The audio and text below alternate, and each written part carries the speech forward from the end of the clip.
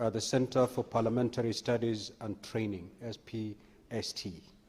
Honorable Senators, on behalf of the Senate, on my own behalf, I extend a warm welcome to the delegation and wish them a fruitful visit. Again, Honorable Senators, I wish to acknowledge the presence in the Speaker's Gallery this afternoon of a visiting delegation from the County Assembly of Kwale, comprising members of the Finance, Budget and Appropriation Committee and its Secretariat. The delegation is undertaking a training program at the Center for Parliamentary Studies and Training, SPST. Now, Honorable Senators, I request each member of the delegation to stand when called out so that you may be acknowledged in the Senate tradition. The Honorable Hanifa Mwajirani, the Honorable Manza Beja, the Honorable Teresia B. Mwoki, the Honorable Ali Benzane, the Honorable Yusuf Sengeza, the Honorable Augustine Ndegwa Frederick, the Honorable Juma Maone, the Honorable Hamisi Mkaha, the Honorable Mulki Aden, Mr. Said Mamazima, Mr. Omar Juma Gambere, Mr. Mrima M. Komboza, Mr. Chimba Cindy, Ms. Fatuma Kingi, no relationship, Mr. Juma Hassan Zani. Now, Honorable Senators, on behalf of the Senate, on my own behalf, I extend a warm welcome to the delegation and wish them a fruitful visit. I will call upon the Senator for Bungoma County under 1 minute to extend a word of welcome to welcome. Have a seat, Senator. You don't roam around when the chair is on his feet. Under 1 minute to extend a word of welcome to welcome the delegation from Bungoma, and again, Senator Chimera, under 1 minute also to extend a word of welcome to welcome the delegation from Kwale County. You may proceed, Senator for Bungoma.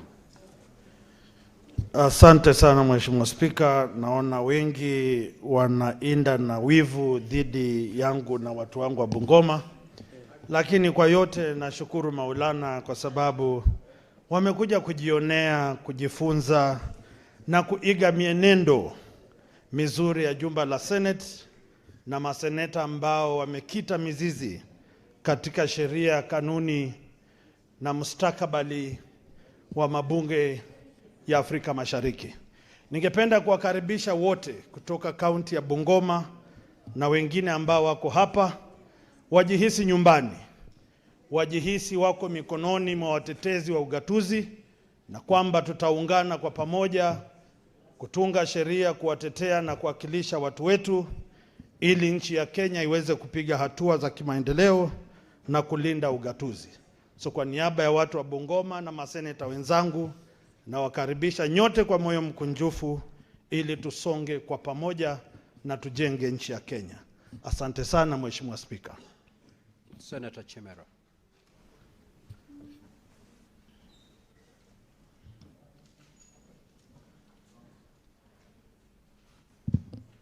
Asante sana Mheshimiwa Spika kwa fursa hii. Mheshimiwa Spika, vile vile nataka nichukue nafasi hii ni wakaribishe wajumbe wetu wa bunge letu dogo la gatuzi ya Kwale katika Seneti. Hapa ndiyo Seneti. Karibuni sana waheshimiwa, na natumai kwamba mmepata nafasi murwa na fursa ya kuweza kuongeza ujuzi katika masuala yote haya ya ugatuzi. Na niwaambie hapa Seneti, nafikiri leo mtajionea waziwazi ile kazi ambayo maseneta wanafanya kuhakikisha kwamba tumetuma rasilimali na fedha ili muweze kuendeleza miradi mbalimbali kule eneo letu la kaunti ya Kwale. Vile vile najua mmepata nafasi muro ya kuona ile kazi ambayo seneta wenu anafanya hapa bungeni, na mmejionea wazi wenyewe paruanja peupe ile kazi ambayo seneta wakili Chimera anaifanya hapa bungeni, na nina imani nyinyi wenyewe pia mnashabikia kazi hii. Nina imani mkirudi kule Kwale mtaweza kuendeleza ile kazi yenu ya uhakiki na kuhakikisha kwamba wananchi tukufu wa Kwale wanaweza kupata maendeleo. Mheshimiwa Spika, nikimalizia, mimi ni seneta mteule kutoka Kwale, na unajua hawa wajumbe wangu wamesafiri umbali na urefu kufika hapa bunge la Seneti Nairobi, na unajua tuko katika msimu wa Ramadhani. Mheshimiwa Spika, mimi naomba tu kwa upendo na kwa undugu, hawa ndugu zangu maseneta ambao tuko hapa, tushirikiane leo, wanichangie kidogo tu, ndio hawa viongozi wangu wa Kwale waweze kupata tende iftari. Mheshimiwa Spika, asante sana, karibuni viongozi kutoka kaunti ya Kwale. Shukrani Mheshimiwa Spika. Senator Sifuna. Asante sana Mheshimiwa Spika. Kwanza nianze kwa kumkumbusha Mheshimiwa Chimera kwamba nikiona waheshimiwa ambao wako pale juu, hawa ni watu wa heshima ambao mimi nimewajua kibinafsi, tumefanya nao kazi. Mheshimiwa Hanifa Badi ni mkereketo wa chama cha ODM. Tumepitia mengi akiwa kiongozi wa ODM pale katika County Assembly ya Kwale. Ninaweza kudhibitisha hapa kwa sasa kwamba anazo tende na hahitaji tende za Mheshimiwa Chimera. Nataka nitoe pole ya Mheshimiwa Isa Boy ambaye yuko njiani anakuja hapa bunge, ndio seneta wa kule Kwale. Nataka niwashukuru kwa kufika katika bunge la Senate. Mnajua tunawaheshimu sana. Mheshimiwa Hanifa Badi, unajua na kuheshimu sana, na kwa kazi nzuri ambayo umefanya katika chama chetu katika County Assembly ya Kwale. Tunakutambua. Wale hawajui historia yangu na Hanifa waende mpaka wakati wa uchaguzi wa mwaka wa 2011 katika eneo bunge la Msambweni, watajua ni kwa nini na mheshimu huyu dada. Wakati mwingine Mheshimiwa Spika, mambo huwa yakichemuka na wewe unajua. So wale ambao ni foot soldiers wa chama, mimi kama katibu mkuu huwa nawatambua sana. Asanteni kwa kufika hapa bunge na Order Senator Fernandi. Senator Sifuna, kiwa umemaliza tafadhali unaweza. Mheshimiwa Speaker, najua kwamba wakati kutakuwa na viongozi wa kutoka Nandi, na yeye atapata fursa ya kuzungumza. Wacha nizungumze kwa niaba ya viongozi wa chama cha ODM. Kwa hivyo nataka niwashukuru kwa kufika hapa. Hamna lolote ambalo mnahitaji kutoka kwa Mheshimiwa Chimera. Kama katibu wenu niko hapa kuhakikisha kwamba na senator wa kaunti ya Nairobi nitawalinda mkiwa katika kaunti hii jinsi ambavyo mnanilinda nikiwa Diani. Asanteni sana, Mungu awabariki. Senator Faki.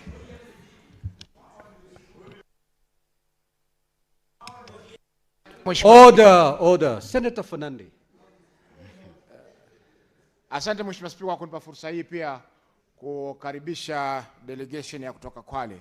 Mheshimiwa Spika, delegation hii tulikuwa nayo leo katika kamati yangu ya ardhi, mali asili na mazingira, na walisoma first hand mambo ambayo yanatendeka wakati tunafanya oversight.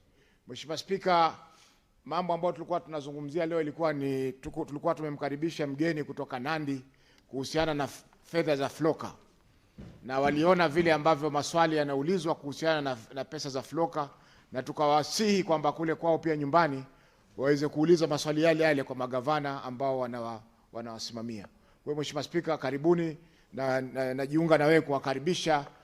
Kama alivyosema kiranja wetu Sifuna, wengi katika delegation ile ni wa kutoka kwa chama cha ODM, wakiongozwa na kiongozi wa wengi Mheshimiwa Hanifa Mwajirani, na chama cha ODM si maskini ya kufanyiwa mchango kutoa tende kwa watu wake. Asante Mheshimiwa Spika. Next order. Order number 3, messages. Order number 4, petitions. Order number 5, papers. Chairperson, Committee on Health.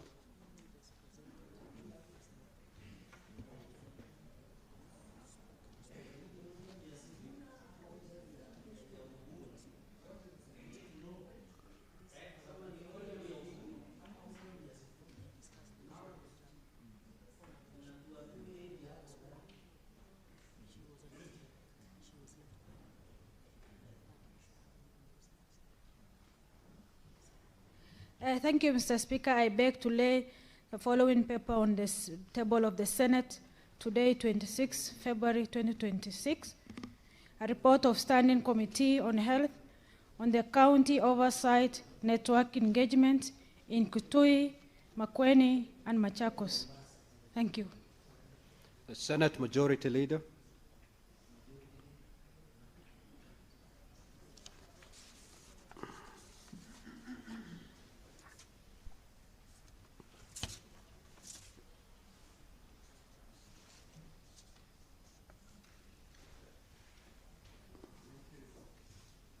Thank you, Honorable Speaker. Mr. Speaker, sir, I beg to lay the following paper on the table of the Senate today, Thursday, 26 February 2026. The Traffic, School Transport Rules, Motor Vehicle Inspection Rules, Drink Driving Rules Act, and NTSA Operation and Commercial Service Vehicle Act. Thank you, Honorable Speaker. Next order.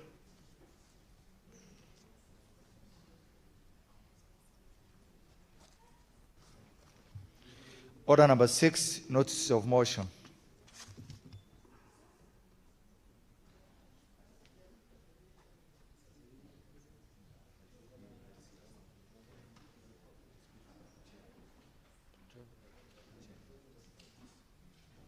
The Chairperson, Standing Committee on Health.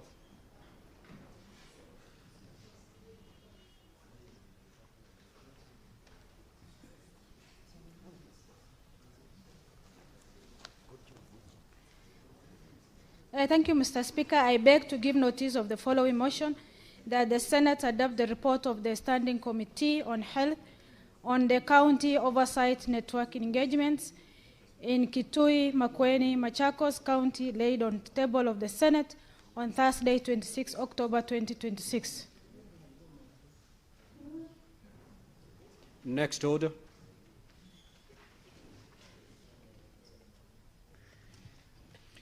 Order number 7, questions and statements. Statements pursuant to Standing Order 52-1.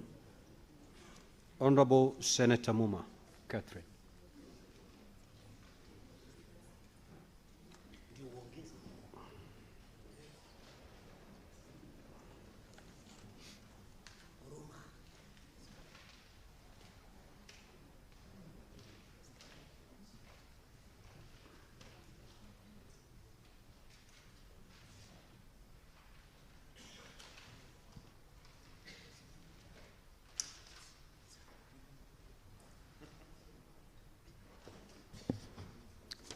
Thank you, Mr. Speaker, sir.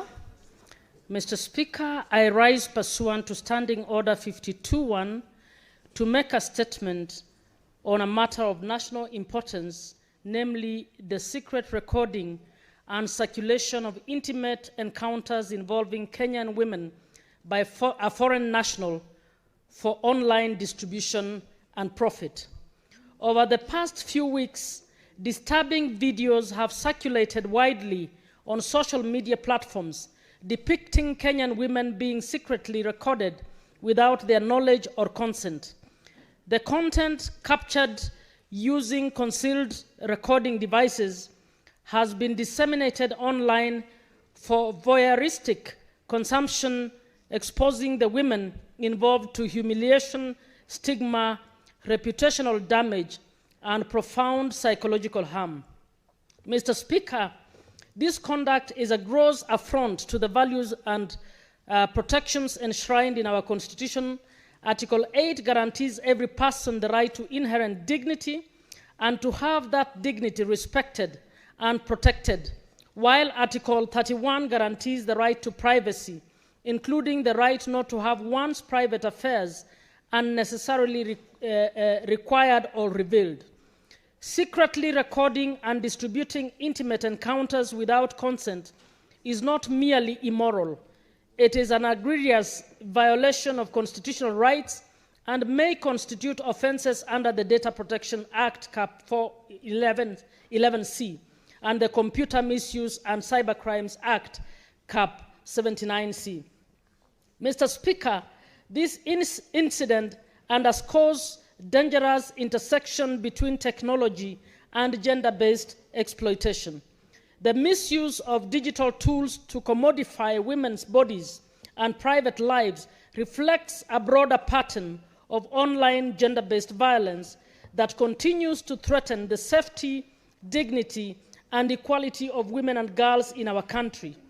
Digital spaces must not become safe havens for abusers, predatory conduct, and impunity. I am particularly concerned about the speed and the scale at which such harmful content spreads online and the inadequacy of deterrence and response mechanisms to prevent the capture, upload, and redistribution of non-consensual intimate material. Equally troubling is the secondary victimization that occurs when members of the public continue to share, forward, or trend such content, thereby compounding the harm suffered by victims and entrenching a culture of cruelty and impunity. Mr. Speaker, I urge the relevant investigative and prosecutorial agencies to act with speed, diligence, and sensitivity to identify the perpetrators, secure digital evidence, disrupt distributional networks, and ensure that those responsible are brought to justice. I further urge the communications regulator and the digital platforms operating in Kenya to strengthen prompt takedown procedures and circulation and non-consensual intimate images and videos consistent with our laws and constitutional standards.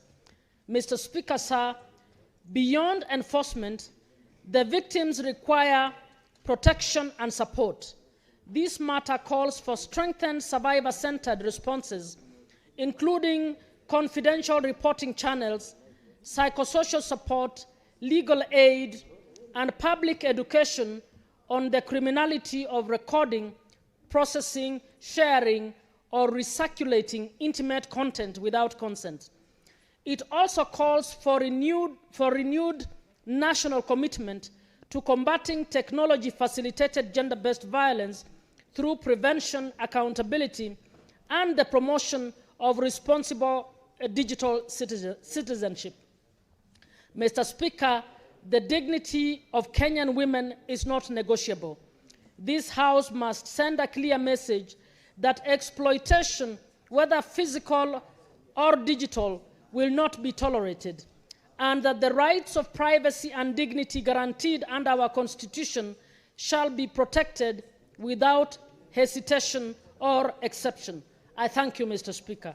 Senator Catherine Muma, nominated senator. Statements pursuant to Standing Order 53-1. The Senator for Nairobi City County, Honorable Edwin Sifuna.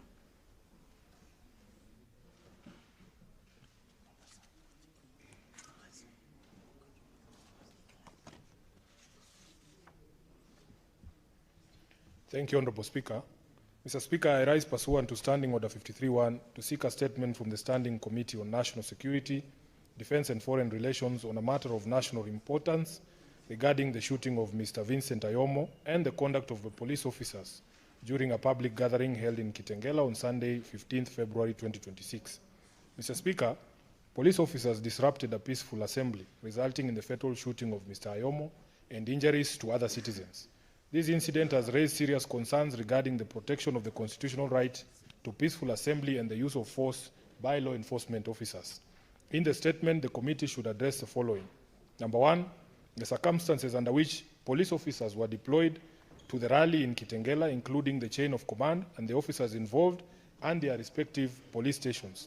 Secondly, the justification, if any, for the use of force and the specific circumstances that led to the shooting of Mr. Vincent Ayomo.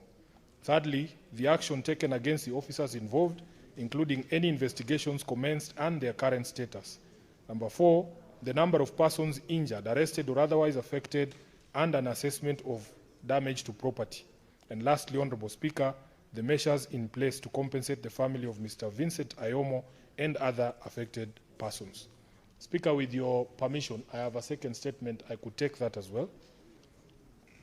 Mr. Speaker, I rise pursuant to Standing Order 53.1 to seek a statement from the Standing Committee on Justice, Legal Affairs and Human Rights on a matter of county-wide concern regarding the implementation status of the World Intellectual Property Organization Performance and Phonograms Treaty, WPPT, whose ratification was confirmed by a Cabinet dispatch dated Thursday, 12th May 2022. Mr. Speaker, the treaty is intended to safeguard the rights of performers and producers of phonograms by ensuring fair remuneration, recognition, and protection of their works, particularly in the digital environment.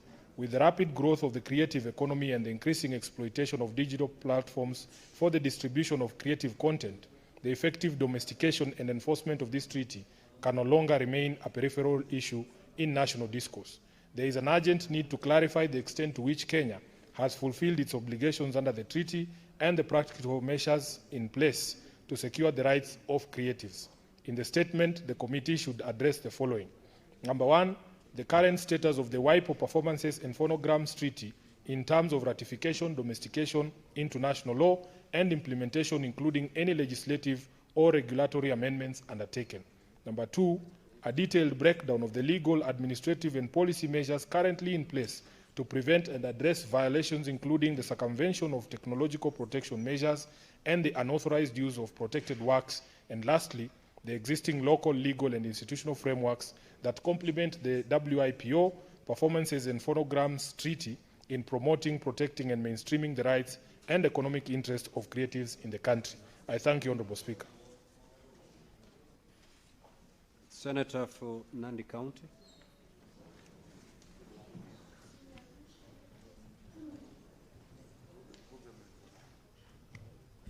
Thank you, Mr. Speaker, sir, and I have a number of statements. I hope you will allow me to read them in mutandis manner. Mr. Speaker, request for statement on the management of Nairobi water assets. Speaker, sir, I rise pursuant to Standing Order 53.1 to seek a statement from the Standing Committee on Devolution and Intergovernmental Relations on a matter of county-wide concern regarding operations of the Nairobi Water and Sewerage Company and the welfare of citizens. Mr. Speaker, sir, recent revelations have exposed systemic theft and illegal sale of water infrastructure assets belonging to the Nairobi Water and Sewerage Company. The scheme has caused losses amounting to billions of shillings annually, weakening the company's capacity to maintain and expand its infrastructure. Residents of Nairobi ultimately bear the cost through higher tariffs, delayed repairs, and poor service delivery. This development raised serious concerns about governance and oversight within Nairobi Water and Sanitation Sewerage Company and demand urgent corrective action to protect public resources and restore confidence in the management of water services.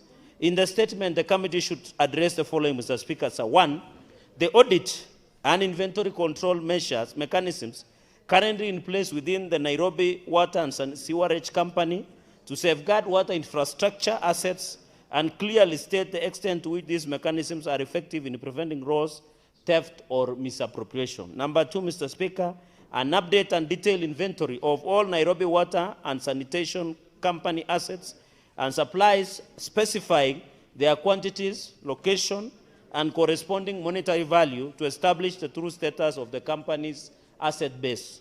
Number three, Mr. Speaker, measures in place to ensure the safety and integrity of Nairobi Water and Sewerage Company assets, including any ongoing or proposed reforms such as digital asset tracking systems, CCTV surveillance, independent audits, staff rotation policies, and internal controls designed to strengthen oversight and accountability.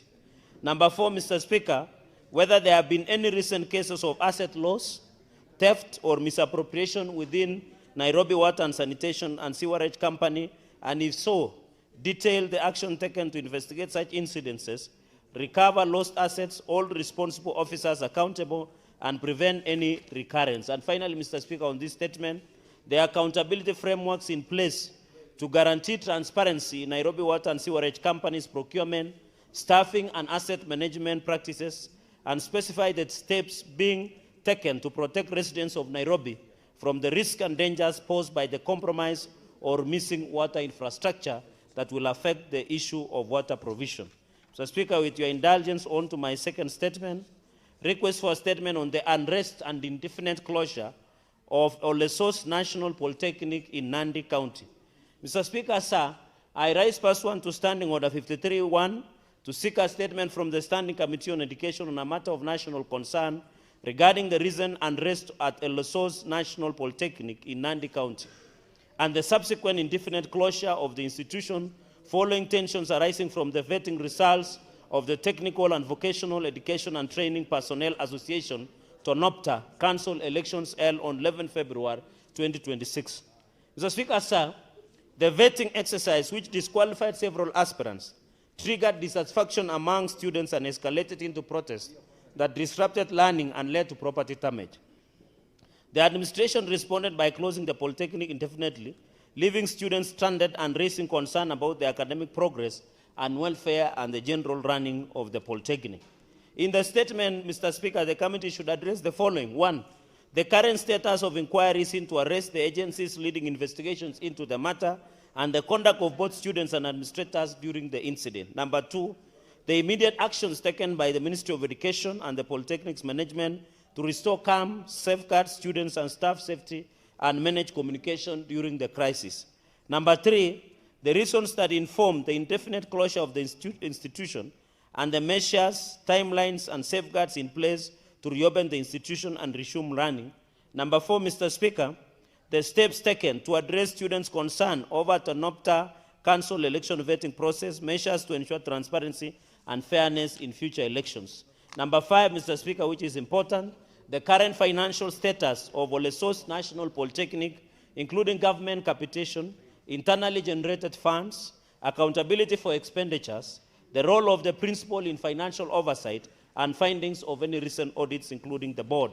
So, Speaker, finally, the measures to rebuild the public trust in the institution of Olesos, strengthen accountability and governance structures, engage in stakeholders, and prevent similar disruptions in technical training institutions. So, Speaker, as you are aware, the Senator of Trans Nzoia had requested that I read his statement on his behalf. Thank you, Mr. Speaker, for that indulgence. Request for a statement on the unlawful closure of County Public Service Board offices and transfer of board staff in Trans Nzoia County.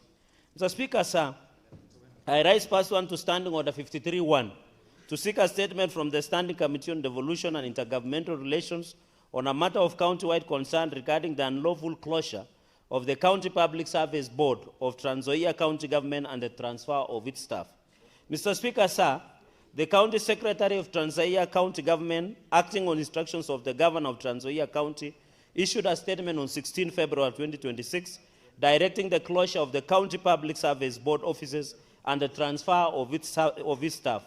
This action is arbitrary and of grave concern, given that the County Public Service Board is an independent institutional organ established under Article 235 of the Constitution of Kenya and operationalized by the County Governments Act of 2012. The board is not subordinate to the county executive and is insulated from executive administrative control, supervision, or interference. Consequently, the county governor lacks legal authority to dissolve, suspend, or otherwise paralyze the operations of a sitting board outside the procedure prescribed by law. In the statement, Mr. Speaker, the committee should address the following. 1, the circumstances under which the Governor of Trans Nzoia County directed closure of the County Public Service Board offices and the transfer of its staff and the legal basis for the Governor's action. Number 2, Mr. Speaker, whether the investigations into allegations of unlawful interference with the County Public Service Board statutory mandate, administrative overreach, disruption of public service processes, including obstruction of the board's management of county personnel, have been undertaken, and if so, table the findings and recommendations for corrective action and accountability. And finally, Mr. Speaker, measures in place to cause the immediate reopening of the Trans Nzoia County Public Service Board offices, the reversal of all directives transferring board staff, as well as measures to safeguard operational independence and compliance with the constitutional and statutory requirements relating to operations of the Trans Nzoia County Public Service Board. Mr. Speaker, on behalf of Senator Alan Chesang, the distinguished senator from Trans Nzoia County, I thank you, Speaker. Senator for Nakuru County, Senator Tabitha Karoch.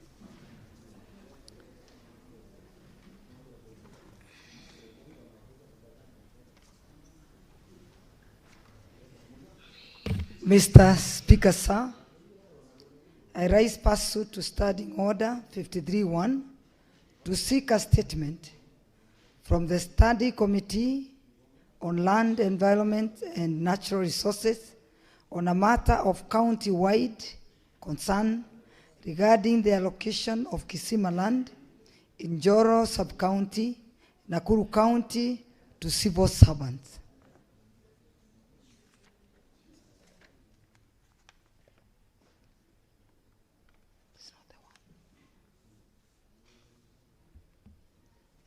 Honorable Senator, you're reading the wrong statement.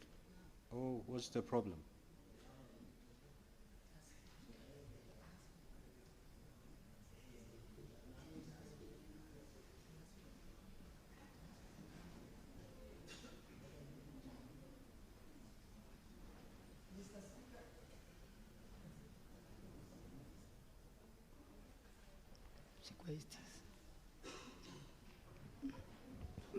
Mr. Speaker, sir, I raise pursuant on Standing Order 53.1 to seek a statement from the Standing Committee on Land, Environment and Natural Resources on a matter of county-wide concern regarding the destruction of plants, crops, property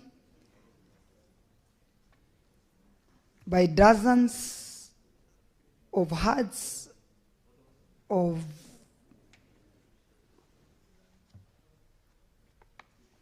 many buffaloes from Longonot National Park, affecting the residents of Karai, Nyamathi, Mirera, Kiambogo, and Hell's Gate in Naivasha Sub-County, and from Nakuru National Park, affecting Nakuru East Ward residents. The residents of the said areas, whose livelihoods have been negatively affected by the stray buffaloes, have been forced to live in constant fear and cannot leave their houses. The said buffaloes seem to have overwhelmed the Kenya Wildlife Services officers, who have been unable to return the said buffaloes to the parks. This means that the affected residents cannot continue with their livelihoods of daily living due to threats of attacks by the marauding buffaloes. Mr. Speaker, this calls for urgent intervention to order to mitigate the situation and allow the residents to resume their economic activities.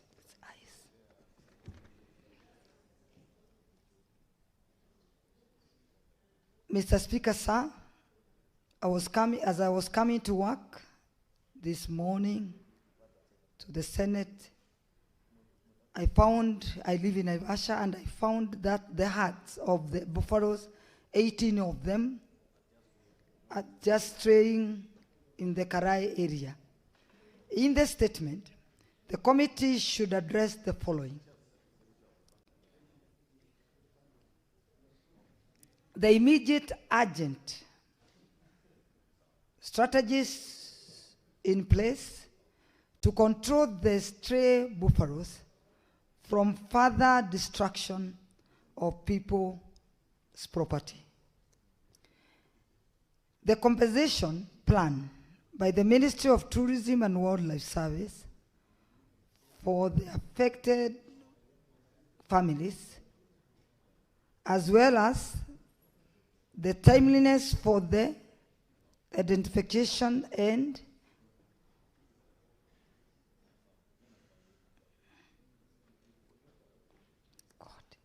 documentation of the affected residents in order. Thank you. I have a problem. Thank you. Thank you. Thank you. Thank you, Senator Amida. Mr. Speaker, sir, I rise pursuant to Standing Order 53 to seek a statement from the Standing Committee on Land, Environment and Natural Resources on a matter of county-wide concern regarding the destruction of plants, crops, and property by dozens of herds of stray buffaloes from Longonot National Park, affecting the residents of Karai, Nyamathi, Mirera, Kiambogo, and Hell's Gate in Naivasha sub-county, and from Nakuru National Park, affecting Nakuru Eastward residents. Mr. Speaker, sir, the residents of the said areas whose livelihoods have been negatively affected by the stray buffaloes have been forced to live in constant fear and cannot leave their houses. The said buffaloes seem to have overwhelmed the Kenya Wildlife Services officers who have been unable to return and confine the buffaloes to the parks. This means that the affected residents cannot continue with the activities of daily living due to threats of attacks by the marauding buffaloes. Mr. Speaker, this calls for urgent intervention in order to mitigate the situation and allow the residents to resume their economic activities.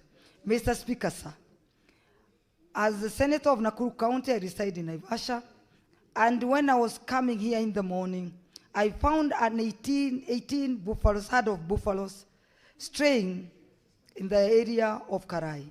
In the statement, the committee should address the following: the immediate urgent strategies in place to control the stray buffaloes from further destruction of people's property, the compensation planned by the Ministry of Tourism and Wildlife Service for the affected families, as well as the timelines for the identification and documentation of the affected residents in order to facilitate such compensation. Led by Senator Tabitha Kiroche, Senator for Nakuru County. Thank you, Mr. Speaker, sir. Senator Omtata. Senator Omtata. Mr. Speaker, sir,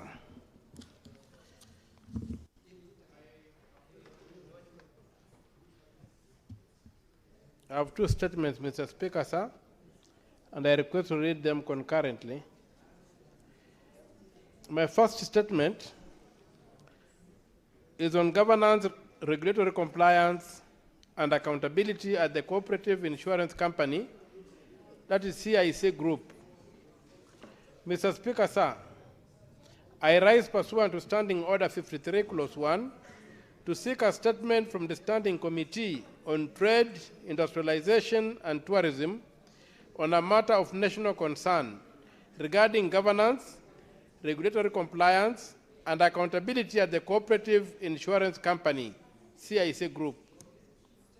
Mr. Speaker, sir, CIC Group is a major insurer serving millions of Kenyans, especially within the cooperative movement, and its operations have significant national economic and social implications.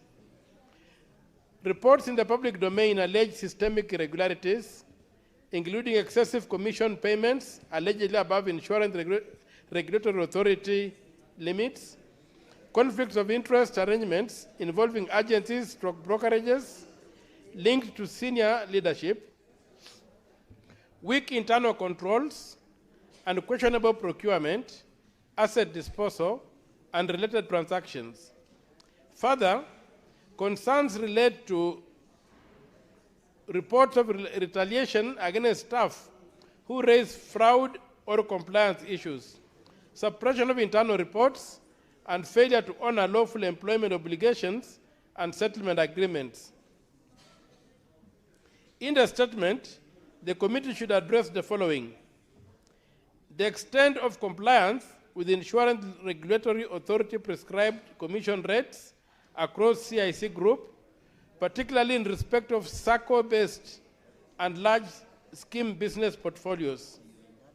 2, particulars of agencies, brokerages, and intermediary arrangements including linkages to persons in senior leadership positions within CIC group, and recommend appropriate action. 3, the integrity of recruitment, procurement, and asset acquisition and disposal processes within the group, including evidence of undue influence or abuse of office by senior officers. Just get a copy of it so that I can direct. 4, the adequacy and independence of internal whistleblowing mechanisms, including how reports of fraud or regulatory breaches are handled, and whether there have been instances of retaliation, victimization, or obstruction of oversight processes from 2020 to date. 5, the circumstances surrounding the failure to honor settlement agreements, employment dues, including instances from non-compliance with statutory clearance procedures from 2020 to date, and the governance and accountability implications arising therefrom. 6, measures recommended to safeguard the interests of cooperative members, policyholders, and the wider public. Senator Andrew Mtata, MP, Senator from Busia County, 20th February 2026.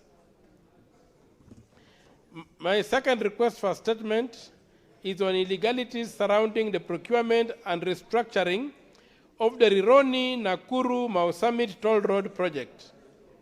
Mr. Speaker, sir, I rise pursuant to Standing Order 53, Clause 1, to seek a statement. Order, Honorable Senator. Senator Tabitha Keroche. Mr. Speaker, sir, I rise pursuant to Standing Order 53, Clause 1, to seek a statement from the Standing Committee on Finance and Budget on a matter of national concern regarding illegalities surrounding the procurement, restructuring, and concessioning of the Rironi-Nakuru Mau Summit Toll Road project. Mr. Speaker, sir, the Rironi-Nakuru Mau Summit corridor is among the country's most critical transport arteries, linking Nairobi to the Rift Valley and the Western region, and is central to the national economy, regional trade, and public mobility. However, recent revelations concerning the procurement, restructuring, and concessioning of this project indicate that the original PPP contract, which was initially awarded as a single concession, was subsequently split between two foreign contractors in a process intended to avoid prolonged external scrutiny. In the statement, the committee should address the following. 1, the procurement and restructuring processes of the Rironi-Nakuru Mau Summit Toll Road project, including compliance with the Constitution, the Public Procurement and Asset Disposal Act, the Public Finance Management Act, and the Access to Information Act, and the Public-Private Partnership Act. 2, whether the Public-Private Partnership Committee approved the restructuring / splitting of the concession, including the concession documents, financial models, the key terms and conditions of the restructured split contracts, and the documentary evidence of such approval, including the relevant minutes / resolutions. 3, the status of environmental and social approvals following the restructuring, including whether any variation required fresh or updated approvals and compliance measures. 4, the proposed tolling framework, including public participation, undertaken, proposed toll rates, exemptions, if any, escalation or adjustment mechanisms, and the concession duration. 5, measures to ensure transparency, accountability, value for money, and strict adherence in the law in current and future PPP infrastructure projects, including safeguards on contract restructuring and disclosure of material variations. Signed, Senator Andrew Mtato Koiti, MP, Senator from Busia, 20th February 2026. Thank you, Mr. Speaker, sir. Now, Honorable Senators, there's a statement that had been sought by the Senator Fernandi, and I had committed that statement to the Standing Committee on Devolution. I now direct that particular statement be directed to the Standing Committee on Land and Natural Resources. Yes, Deputy Party Leader for ODM and the Senator for Vihiga. Order! Order!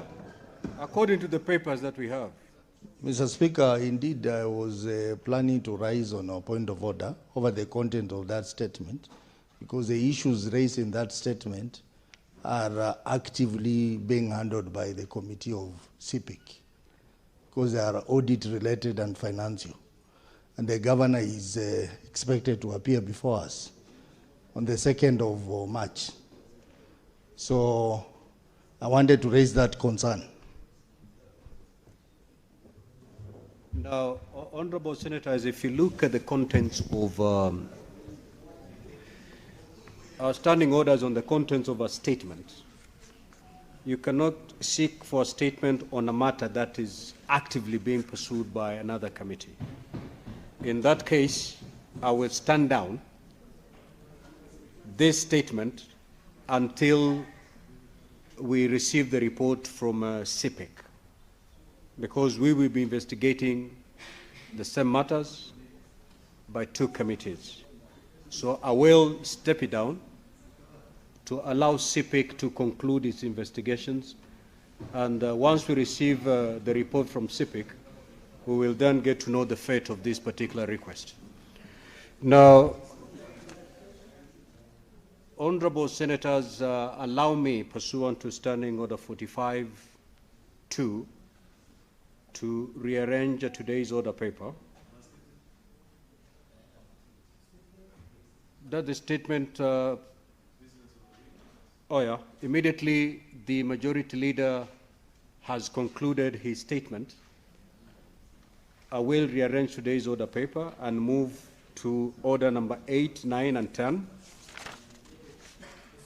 12, and 14, and thereafter we shall resume the normal flow as contained in today's order paper. Majority Leader, you may proceed. Speaker. Thank you, Mr. Speaker. Mr. Speaker, I rise pursuant to Standing Order number 57-1 to present to the Senate the business for the week commencing Tuesday, the 3rd of March, 2026.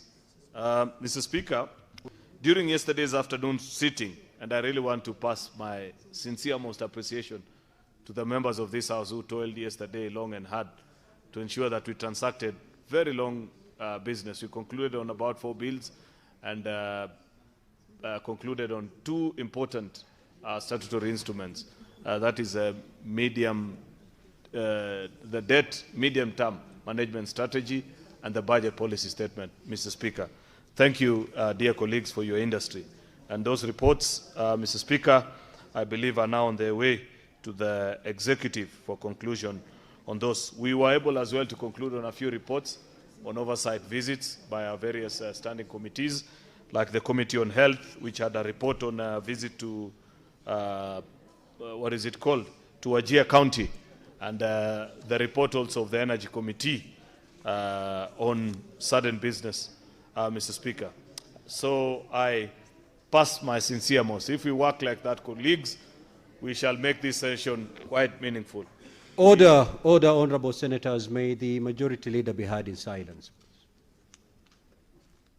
I know there's some excitement trying to welcome the youth leader in the Senate, but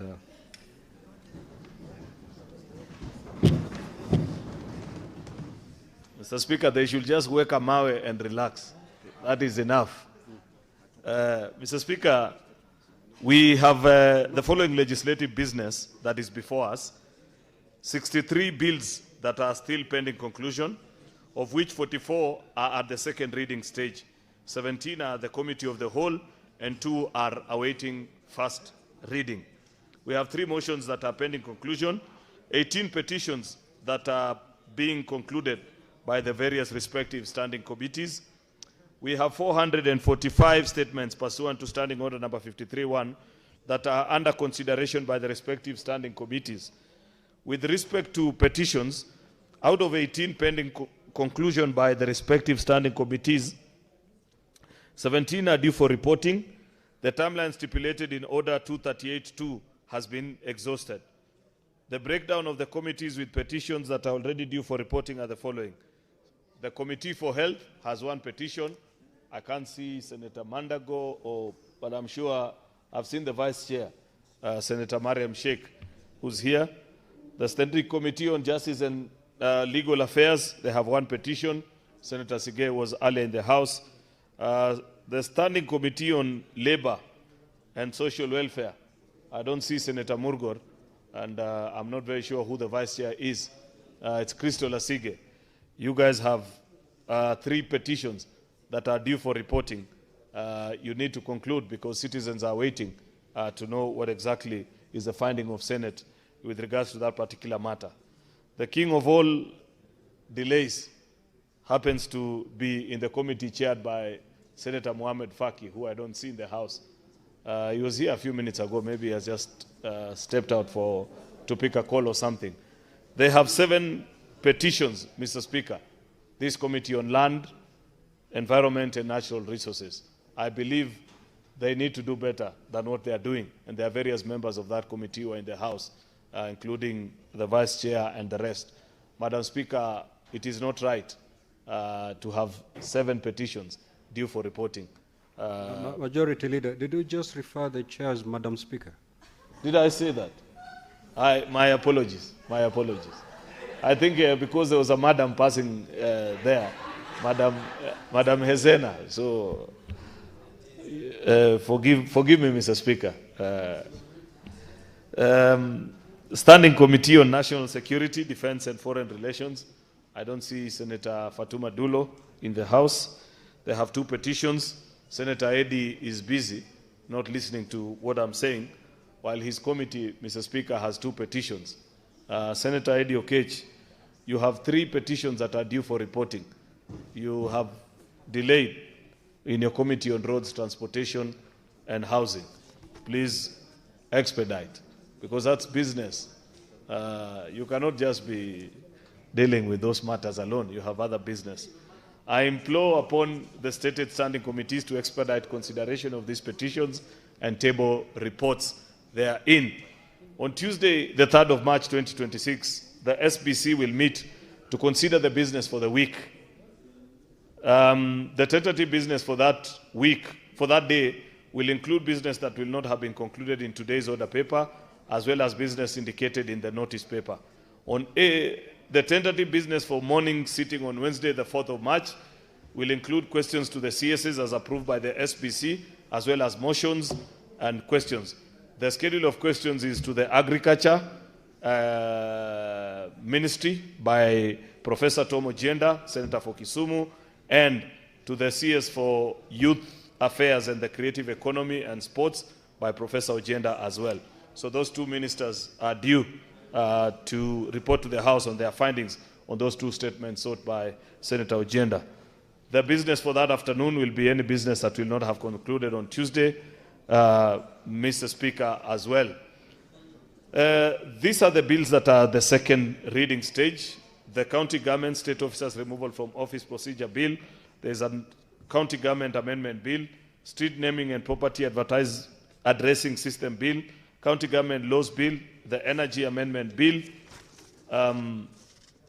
Environment Management and Coordination Bill, the Assisted Reproductive Technology Bill.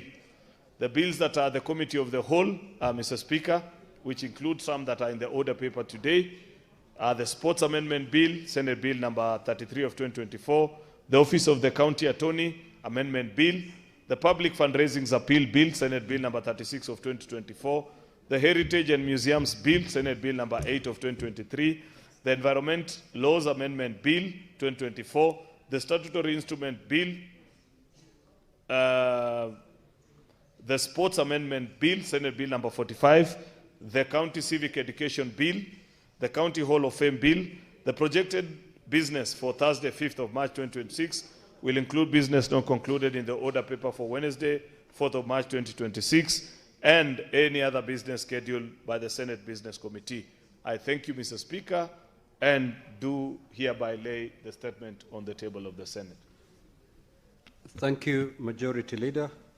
And as I had already directed, I had rearranged today's order paper, so clerk, proceed to call the order number 8, and thereafter we will proceed with 9, 10, 11, 12, 13, and 14.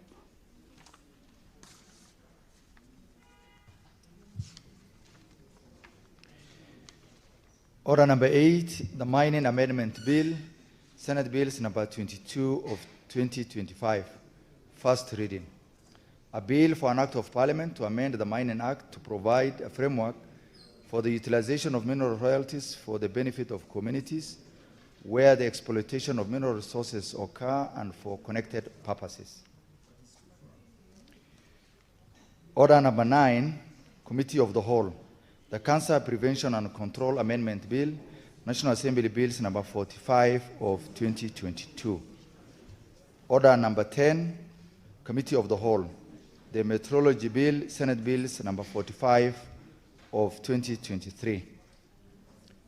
Order number 11, Committee of the Whole, the Election Offences Amendment number 2 Bill, Senate Bills number 28 of 2024.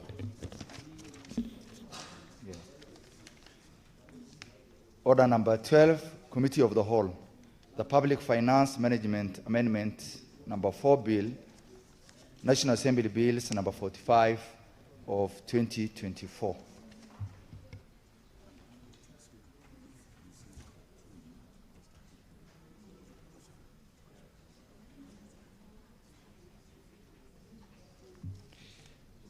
Order number 14, Committee of the Whole, the Tobacco Control Amendment Bill, Senate Bills number 35 of 2024.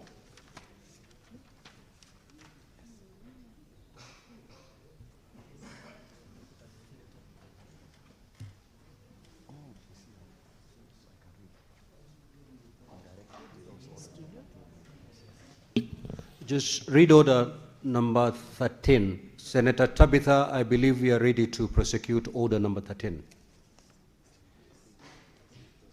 Order number 13, Committee of the Whole, the Labor Migration and Amendment number 2 Bill, Senate Bills number 42 of 2024.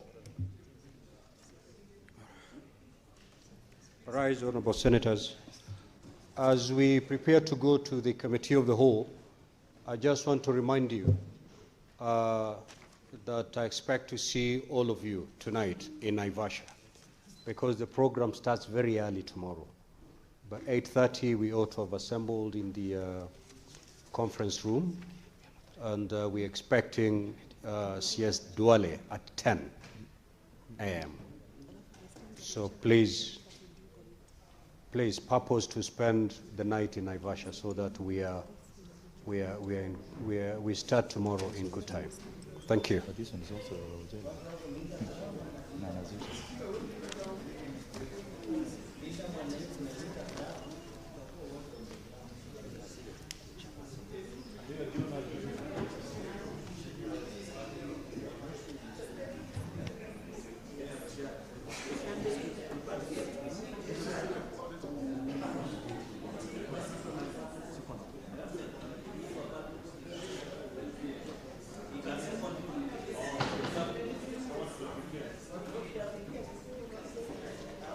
Honorable Senators, you may resume your seats for the Committee of the Whole.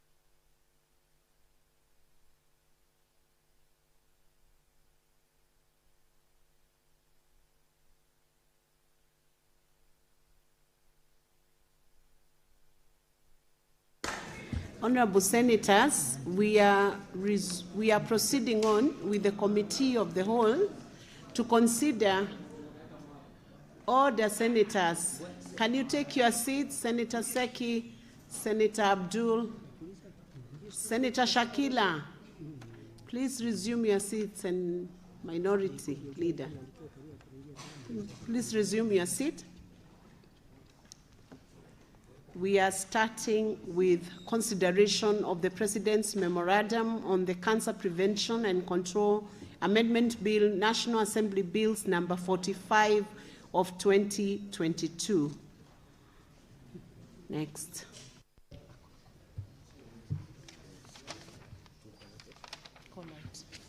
The President's recommendation on Clause 2.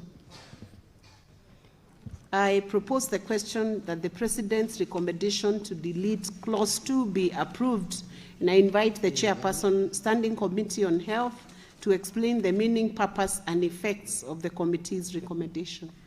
Chairperson, Committee, Standing Committee on Health, Senator Mariam, are you the one taking up that? This was my bill.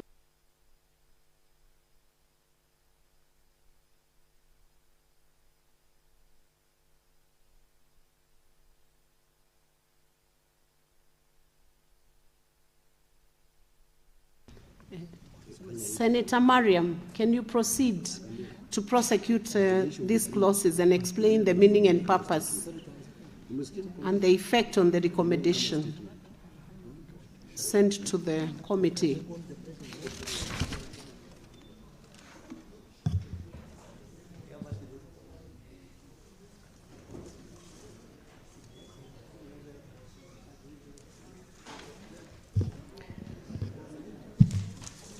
Madam Speaker, sir, I propose as per the order paper.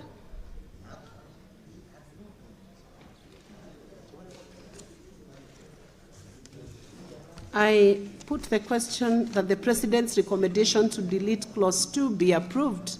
Division at the end. Next. Cheradigei, what's your problem? Madam Speaker, you remember I was the co-sponsor of this Cancer Prevention and Control Amendment, National Assembly Bills number 45 of 2022. While I have not, Mr. Speaker, I thought you should give guidance in future. I was the co-sponsor because the sponsor was Honorable Rahim Dawood. So I was the co-sponsor and I moved, it was supported. Is it not fair that when the President's recommendation comes, at least as the co-sponsor, I should be made aware?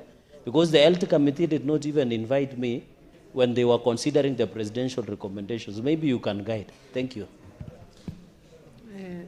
Senator Cheradigei, that's a valid concern.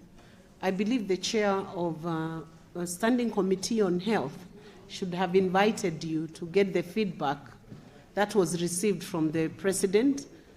In future, Chairperson on Standing Committee on Health, you should be guided on how you should deal with bills that are sponsored by members in their private capacity as members. Invite them, let them be part of the process and understand the new recommendations.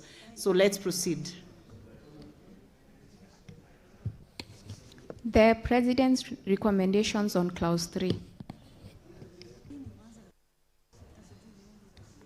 I propose a question that the President's recommendation to delete Clause 3 be approved, and I invite the Chairperson, Standing Committee on Health, to proceed to explain the meaning, purpose, and effect of the committee's recommendation.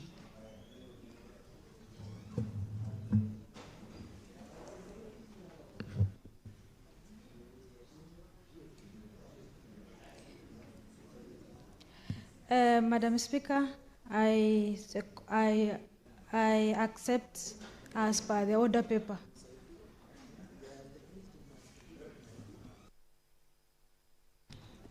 I put the question that the President's recommendation to delete Clause 3 be approved. Division at the end. Next.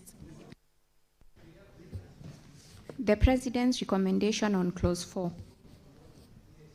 I propose the question that the President's recommendation to delete Clause 4 be approved and invite the Chairperson, Senator Mariam, to proceed.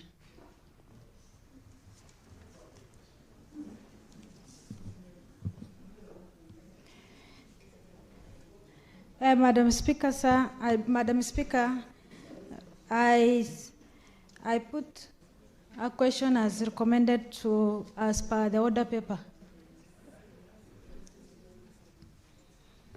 I put the question that the President's recommendation to delete clause 4 be approved, division at the end. Next.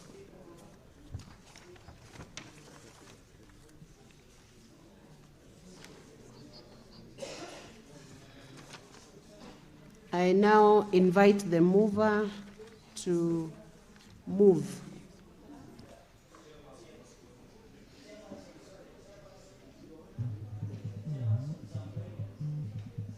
Guidance, do you need Senator Chirarige?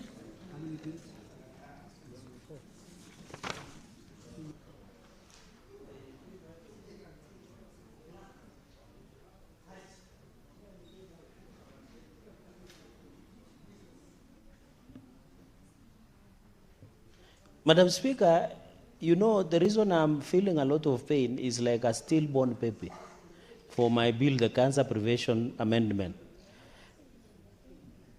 Madam Speaker, when you look at Article 115, I want just to enrich the conversation about the presidential assent and referral. Madam Speaker, when you look at Article 115, 3 and 4, and I think the table office should guide us on this, that this matter will be considered by the 2/3 of the National Assembly and 2/3 of the delegation in the Senate, and the appropriate speaker shall within 7 days resubmit to the President if there is a referral of the bill. So I don't know what is the net effect in the deletion of the clauses, because I have just been shown the presidential reservation or memoranda that the deletion of a number of clauses. So what will be the net effect and interpretation of Article 115 where we have considered? And if we don't reach 2/3 of the delegations of the Senate, does it mean the presidential reservations falls by the sword and therefore my amendment stands? Or does it mean that if the 2/3 is not, let's assume, Madam Speaker, that 2/3 is achieved in National Assembly, but 2/3 is not achieved in the Senate. What is the net implication when we don't rise up to 2/3? Does it mean my amendments will continue being alive? Because it means the presidential reservation and referral has not been acted to by Article 115 of the Constitution. Maybe, Speaker, you can give a ruling now, or maybe I can wait for a well-written ruling at any given opportunity. I yield back. Thank you, Senator Chiradige. I think as a basic rule, if 2/3 is not achieved, you know what you happen to the recommendation or to the proposal, ideally. So I don't think that should serve to stop the process of the committee of whole. So we proceed because the guidelines are well laid out under the standing orders and, of course, the overarching principles in the Constitution. So we proceed on, and I want to invite the mover to proceed to move this bill.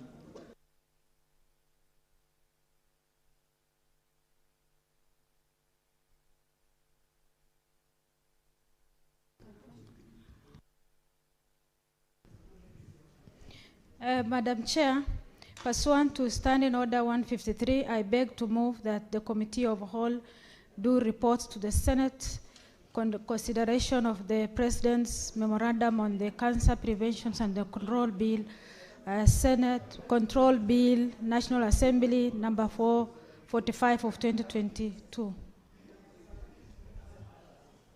Thank you. I put the question that the Committee of the Whole do report to the Senate its consideration of the President's Memorandum on the Cancer Prevention and Control Amendment Bill, National Assembly Bills number 45 of 2022. As many as are of that opinion say aye. Aye. As many as are of contrary opinion say nay. The ayes have it.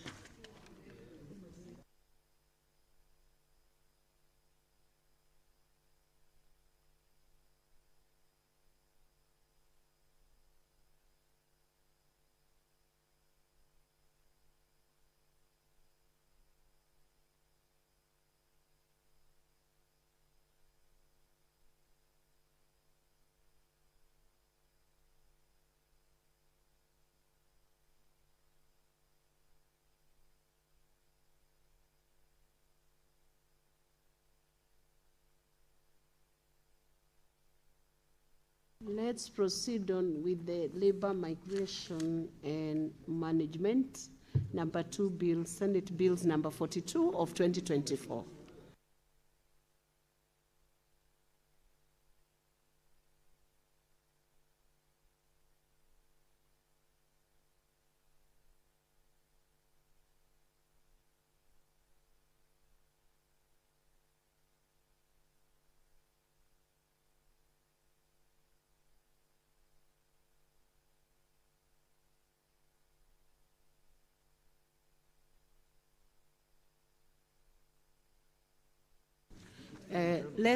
Let's reorganize that and wait for a few minutes for certain preparation to be done by the clerk.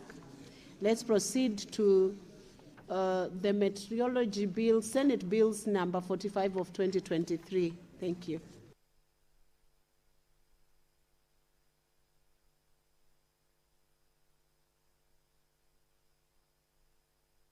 Honorable Senators, we are now considering the National Assembly amendments to the meteorology bill, Senate bills number 45 of 2023. Clerk. National Assembly amendments to Clause 7. I propose the question that the National Assembly amendments to Clause 7 be approved. And I invite the Chairperson, Standing Committee on Land, Environment and Natural Resources to explain the meaning, purpose and effects of the committee's recommendation. Chair, proceed. Mohammed, Senator Mohammed. Thank you, Madam Chair. I propose that the bill be amended by deleting the words shall and shall come into effect operation on such a date as the Cabinet Secretary may by notice in the Gazette appoint. Clause 7. I move that the Clause 7 be amended as per the order paper.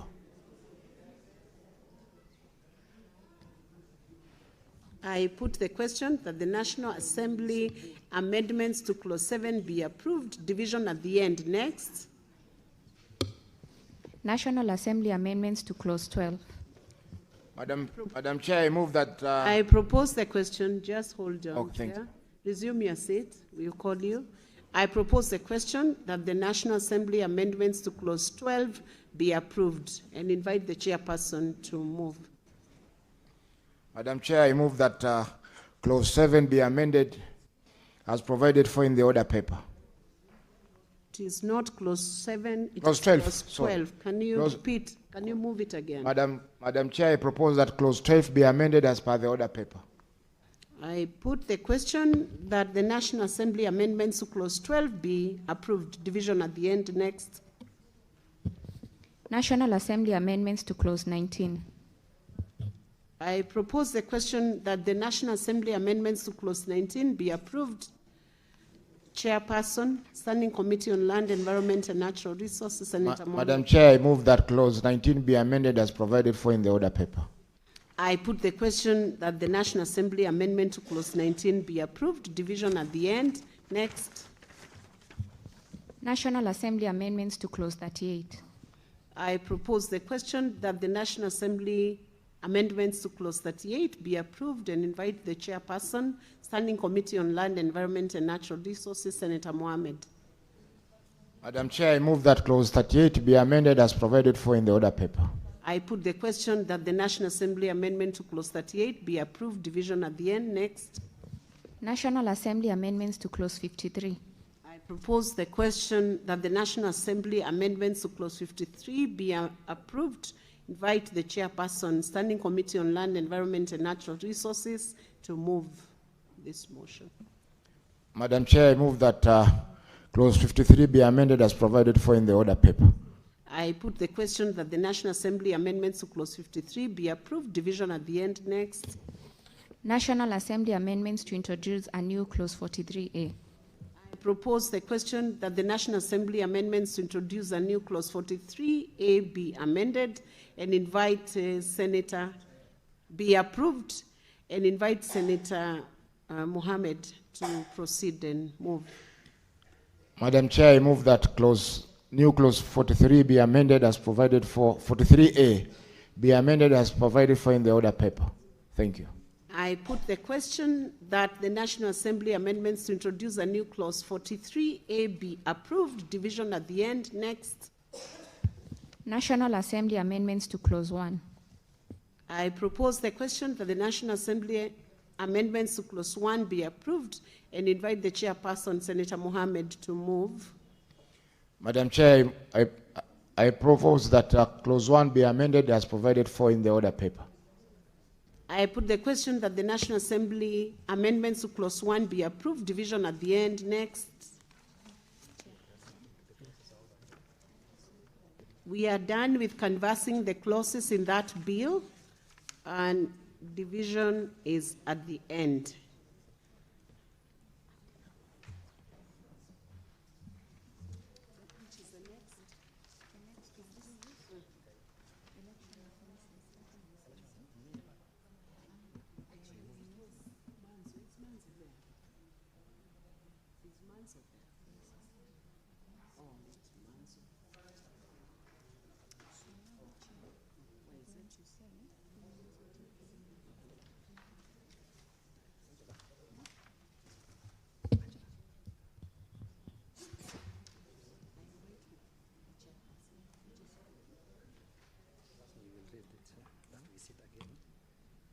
I invite the mover, chairperson,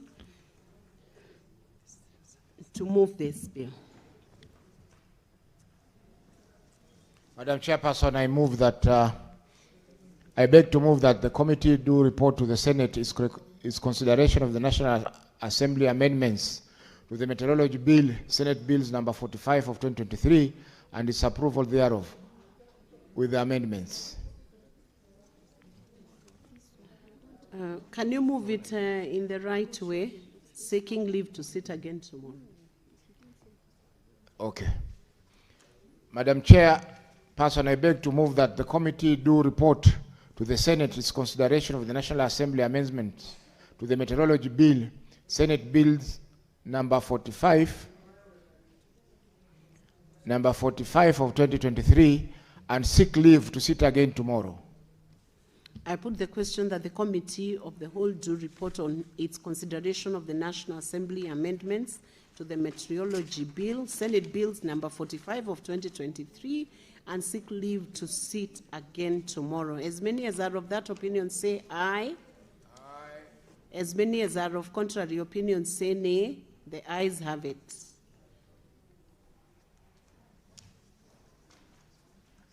We are done with that bill. We are proceeding to the third bill, which is consideration of the National Assembly amendment to the Elections Offences Amendment number 2 bill. Senator Manzo, don't exit the House.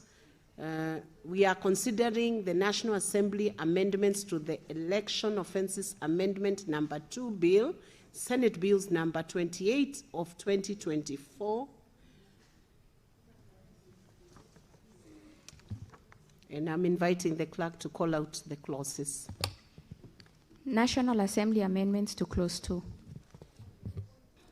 I propose the question that the National Assembly amendments to delete clause 2 be approved. And I invite the chairperson, Standing Committee on Justice, Legal Affairs and Human Rights, represented by Senator Manzo, to move.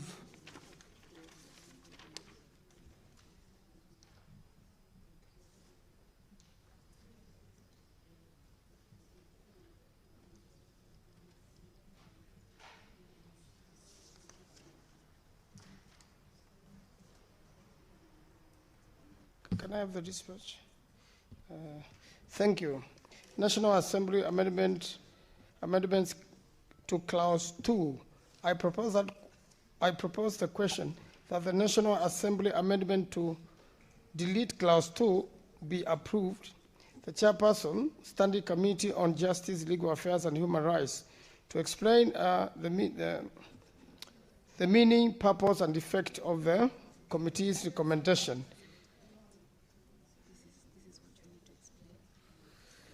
Now, the explanation is, clause 2 of the bill be amended by A, deleting paragraph A and substituting thereof of the following new paragraph. A in paragraph H by inserting the words or unreasonably delays immediately after the word fails. And then B, deleting paragraph C and substituting thereof the following new paragraph C by inserting the following new paragraphs immediately after paragraph M. N, conducts or holds an election in a polling station which has not been published in the Gazette and publicized through electronic and print media of national circulation and other easily accessible medium. O, knowingly or intentionally interferes or alters declared results, or knowingly or intentionally causes another person to interfere with or alter declared results. Clause 4, the bill be amended by deleting clause 4. I thank you, Madam Speaker. I put the question that the National Assembly amendments to clause 2 be approved, division at the end. Next. National Assembly amendment to clause 4. I propose the question that the National Assembly amendment to delete clause 4 be approved. And I invite the chairperson, Standing Committee on Justice, Legal Affairs and Human Rights to explain the meaning, purpose and effects of the committee's recommendation. Senator Manzo representing Senator Sigei. Chair, clause 4, that the bill be amended by deleting clause 4.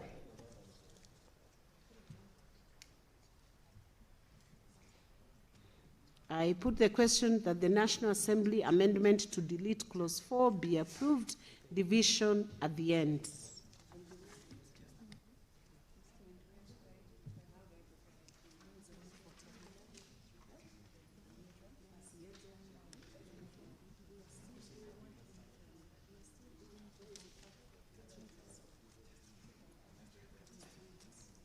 Chair. Hold. I now invite the mover to move this motion. Chair, Honorable Chairperson, pursuant to Standing Order 153, I beg to move that the Committee of the Whole do report to the Senate its consideration of the National Assembly amendments to the Election Offences Amendment Bill number 2, Senate Bills number 28 of 2024, and seek leave to sit again tomorrow. I put the question that the Committee of the Whole do report to the Senate its consideration of the National Assembly amendments to the Election Offences Amendment number 2 Bill, Senate Bills number 28 of 2024, and seek leave to sit again tomorrow. As many as are of that opinion say aye. As many as are of contrary opinion say nay. The ayes have it.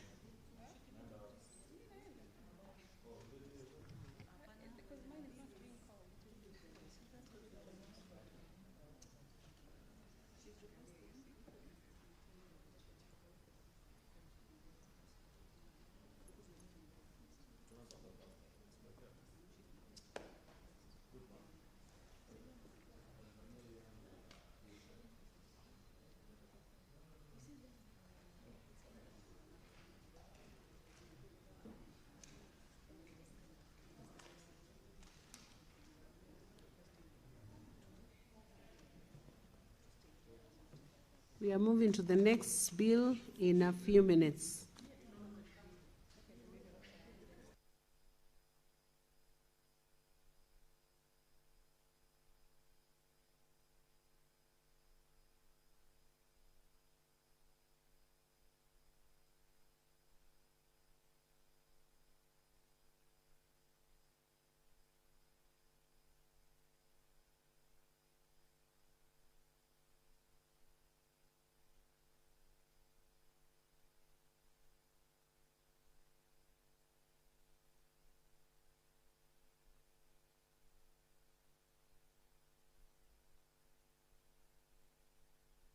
We are proceeding on with the Public Finance Management Amendment number 4 Bill, National Assembly Bills number 45 of 2024.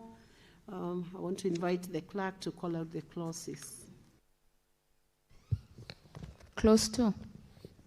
I propose the question that clause 2 be part of the bill, and I want to invite the chairperson, Standing Committee on Finance and Budget, to proceed and move.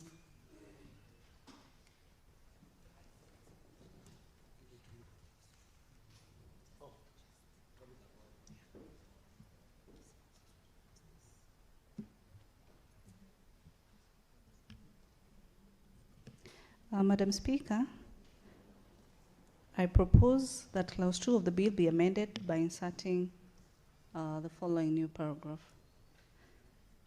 Immediately after paragraph A, that is by inserting the following subsection immediately after subsection 7, which talks about, notwithstanding subsection 7, Parliament may, by resolution, extend this time for consideration of the budget policy statement by a further 7 days. Madam Speaker, you've noted as a committee over time, because this is an annual process, at times there's a bit of delay from the different stakeholders through the different committees, and so it was a proposal by the committee that we just give it a bit of 7 working days. I submit.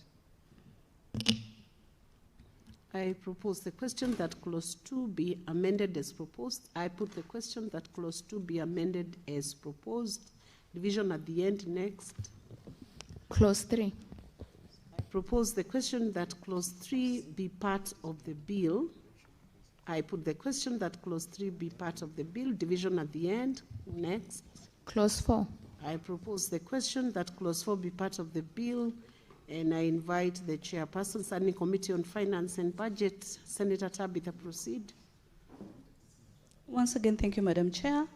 As a committee, we thought that clause 4 of the bill be amended in paragraph A by inserting the following new paragraph, which will be immediately after paragraph EB, which talks about the Public Finance Management Act of Section 23, herein referred to as the Principal Act, is of the cap amended in section 23 by deleting the words 3 months, appearing immediately after the words not later in subsection 1, and substituting therefore with the word 2 months. We did this, Madam Speaker, so as to be a bit more precise with the time period.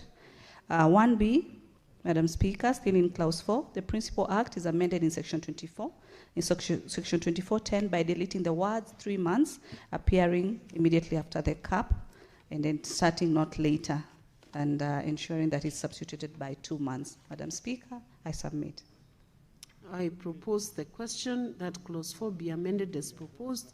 I put the question that clause 4 be amended as proposed. Division at the end, next. New clause 1A.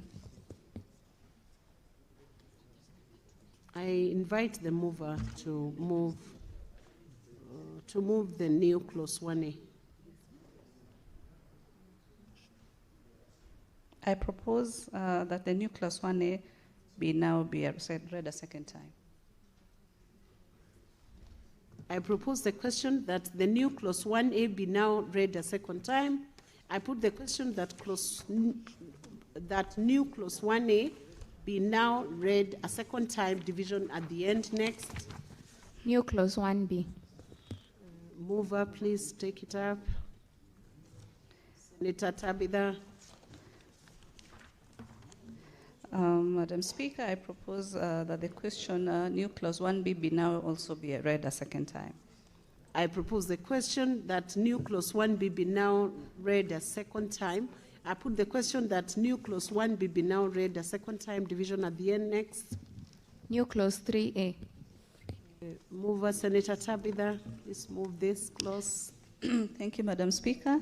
3A, Madam Speaker, section 68 of the Principal Act is amended in section 2 by deleting the word 3 months, appearing immediately after the words year within in paragraph K, and substituting therefore the words 2 months. And Madam Speaker, B subsection 4 by inserting the words the Auditor General and Article 229 of the Constitution immediately after the words of the Constitution appearing in the introductory phrase, by also inserting the words Auditor General immediately after the words National Treasury in paragraph B, and by inserting, lastly, part C, the following subsection immediately after subsection 4. 4A, an accounting officer who does not implement the recommendations made under subsection 4 shall be liable to the penalty provided under section 199. I propose the question that the new clause 3A be now read a second time. I put the question that new clause 3A be now read a second time. Division at the end next. New clause 3B. I invite the mover, Senator Tabitha, to move 3B. the new clause. Thank you, Madam Speaker. The Principal Act is amending section 80 of section 80, deleting the words 4 months, appearing immediately after 80 after the word not later in subsection 4 and substituting therefore the words 2 months. I propose the question that new clause 3B be now read a second time. I put the question that new clause 3B be now read a second time. Division at the end next. New clause 3C. Mover, please move this clause. Thank you. This Principal Act is amending section 81 by deleting the words 3 months appearing immediately after the words not later than in subsection 4 and substituting the words 2 months. I propose the question that new clause 3C be now read a second time. I put the question that new clause 3C be now read a second time. Division at the end. New clause 3D. 3D, the Principal Act is amending section 82 by deleting the words 3 months appearing immediately after the words not later than in subsection 3 and substituting therefore the words 2 months, and B, by deleting the words 3 months appearing immediately after the words not later than in the subsection 4 and substituting therefore the words 2 months. I propose the question that new clause 3D be now read a second time. I put the question that new clause 3D be now read a second time. Division at the end. Next. New clause 3E. Mover, can you please move the clause, the new clause 3E? Subsection 94 of the Principal Act is amended in subsection 1A by inserting the following new paragraph immediately after the paragraph 2, that is, has persistently delayed or failed to remit employee salaries, statutory deductions including taxes, pension, social health insurance, or cooperative societies deduction. I propose the question that new clause 3E be now read a second time. I put the question that new clause 3E be now read a second time. Division at the end. Next. New clause 3F. Mover, please take up that new clause and move it. Section 109 of the Principal Act is amended by inserting the following new subsections immediately after section 7. 7A, a county shall every quarter submit the following additional documents to the control of budget and the National Treasury. A statement of statutory deduction status, a statement of the county government's progress in implementing previous year's plans for paying its outstanding statutory deduction. C, a certification of payment of previous statutory deductions issued by the relevant statutory institutions. And D, a statement of the county government's plan for repaying the statutory deductions, which shall be accompanied by an agreement signed by the relevant statutory institution accepting the repayment plan. I propose the question that new clause 3F be now read a second time. I put the question that new clause 3F be now read a second time. Division at the end. Next, I invite the mover. Oh, sorry. Read out the clause first, clerk. New clause 3G. Mover, Senator Tabitha, please move the clause. 3G, the Principal Act is amended in subsection 115 of the section, deleting the words 3 months, appearing immediately after the words not later than in subsection 1, and substituting therefore the words 2 months. I propose a question that new clause 3G be now read a second time. I put the question that new clause 3G be now read a second time. Division at the end. Next. New clause 3H. I invite the mover, Senator Tabitha. The Principal Act is amended in section 1167 by deleting the word 3 months, appearing immediately after the words not later than in paragraph B, and substituting therefore the words 2 months. I propose the question that new clause 3H be now read a second time. I put the question that new clause 3H be now read a second time. Division at the end next. New clause 3I.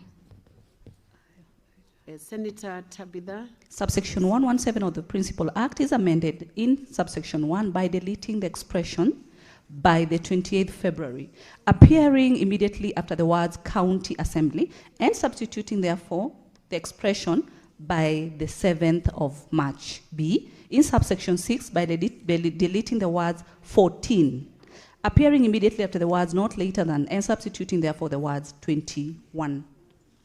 I propose the question that new clause 3I be now read a second time. I put the question that new clause 3I be now read a second time, division at the end. Next. New clause 3J.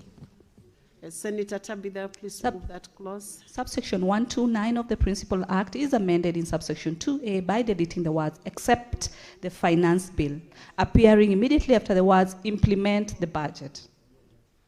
I propose the question that new clause 3J be now read a second time. I put the question that new clause 3J be now read a second time, division at the end. Next. New clause 3K. Senator Tabitha, please move that clause. Section 131 of the Principal Act is amended by deleting subsection 2 and substituting therefore the following subsection 2. The County Executive Committee member for Finance shall submit to the County Assembly on or before 30th April the County Finance Bill, setting out the revenue measures for the county government, together with a policy statement expounding measures on those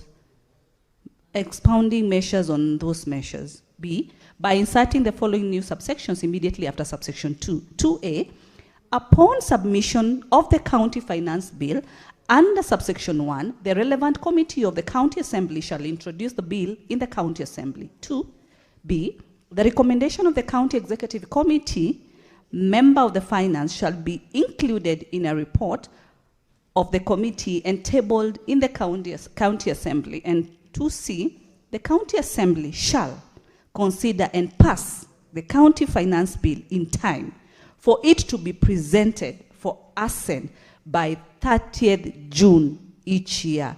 Madam Speaker, this is a serious emphasis, especially to all the 47 county assemblies, that the County Assembly shall consider and pass the County Finance Bill in time for it to be presented for assent by 30th June each year. Thank you. I propose a question that new clause 3K be now read a second time. I put the question that new clause 3K be now read a second time, division at the end. Next, and I invite the mover to move the clause. Oh, okay, first. 3L, Madam Speaker, the Principal Act is amended by... Just hold it. Wait for the clerk to call out the clause. New clause 3L. Senator Tabitha, you may now proceed. The Principal Act is amended by repealing section 113.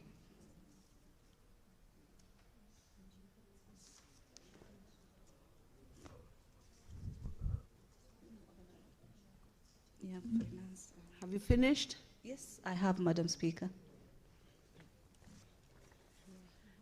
I propose the question that new clause 3L be now read a second time.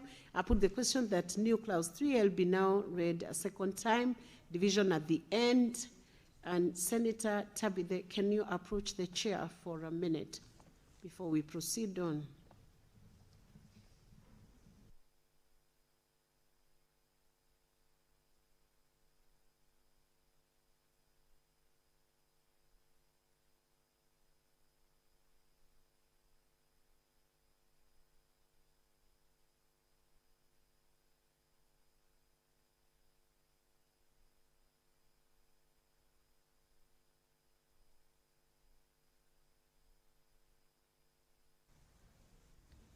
Next.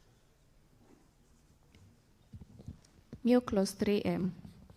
Senator Tabitha, you may proceed to... Thank you, Madam Speaker. As per the order paper. Approach the chair.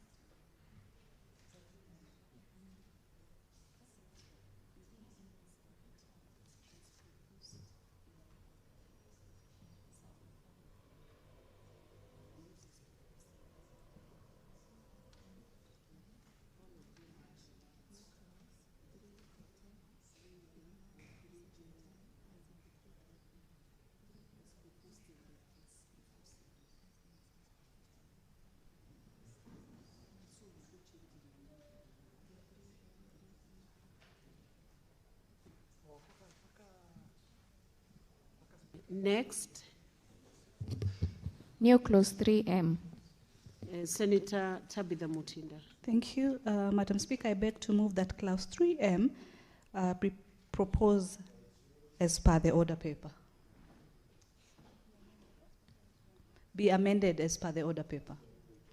Be now read a second time as per the order paper. Be now read a second time as per the order paper. I propose a question that new clause 3M be now read a second time. I put the question that new clause 3M be now read a second time, division at the end. Next. New clause 3O. And N. New clause 3N. Senator Tabitha Mutinda, can you move that? I beg to move that clause 3N be now read a second time as per the order paper. I propose the question that new clause 3N be now read a second time. I put the question that new clause 3N be now read a second time, division at the end. Next. New clause 3O. Senator Mutinda. I beg to move that clause 3O be now read a second time as per the order paper. I propose the question that new clause 3O be now read a second time. I put the question that new clause 3O be now read a second time, division at the end. Next. New clause 3P. Senator Mutinda. I beg to move that clause 3P be now read a second time as per the order paper. I propose the question that new clause 3P be now read a second time. I put the question that new clause 3P be now read a second time, division at the end. Next. New clause 3Q. Senator Tabitha Mutinda. I beg to move that clause 3Q be now read a second time as per the order paper. I propose the question that new clause 3Q be now read a second time. I put the question that new clause 3Q be now read a second time, division at the end. Next. New clause 3R. Senator Tabitha Mutinda, proceed. Madam Speaker, I beg to move that clause 3R be now read a second time as proposed in the order paper. I propose the question that new clause 3R be now read a second time. I put the question that new clause 3R be now read a second time, division at the end. Next. The title and clause 1. I propose the question that the title and clause 1 be part of the bill. I put the question that the title and the clause be part of the bill, division at the end.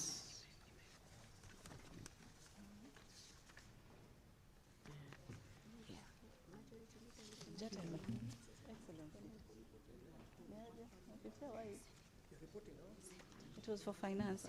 Senator Wakoli, can you approach the chair, please?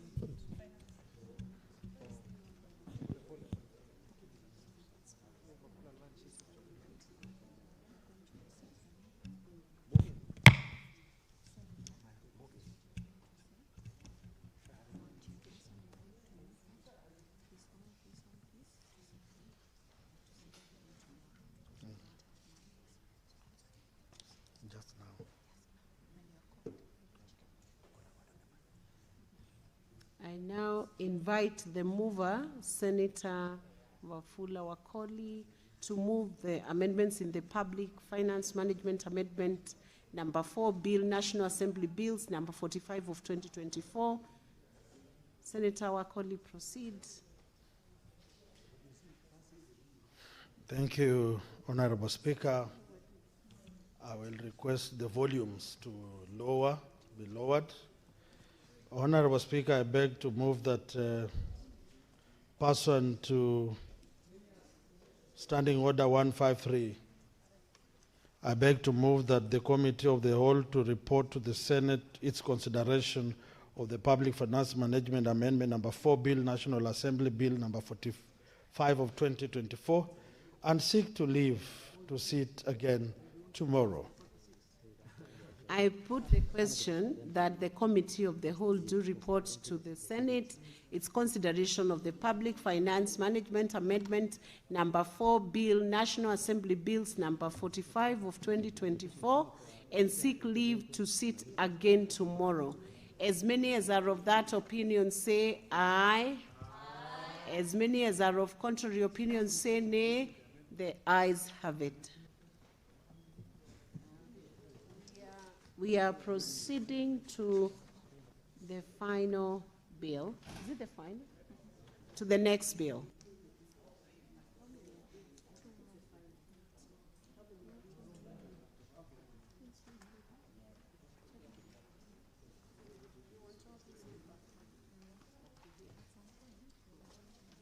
I thought there are 3 more.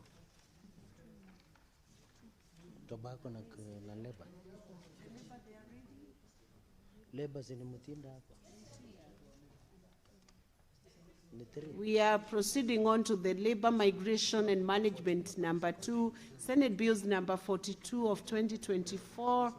And I want to invite the clerk to read out the clauses. Clauses 3, 4, 5, 6, 7, 8, 9, and 10. I propose the question that clauses 3, 4, 5, 6, 7, 8, 9, and 10 be part of the bill. I put the question that clauses 3, 4, 5, 6, 7, 8, 9, and 10 be part of the bill. Division at the end. Next. Clauses 11, 12, 13, 14, 15, 16, and 17. I propose a question that clauses 11, 12, kindly consult senators. Senators, can you consult in low tones, please? I propose a question that clauses 11, 12, 13, 14, 15, 16, and 17 be part of the bill. I put the question that clauses 11, 12, 13, 14, 15, 16, and 17 be part of the bill. Division at the end. Next. Clause 18. I propose a question that clause 18 be part of the bill, and I invite the mover to move this amendment. The chairperson, Standing Committee on Labor and Social Welfare, Senator Crystal Asige, please move this.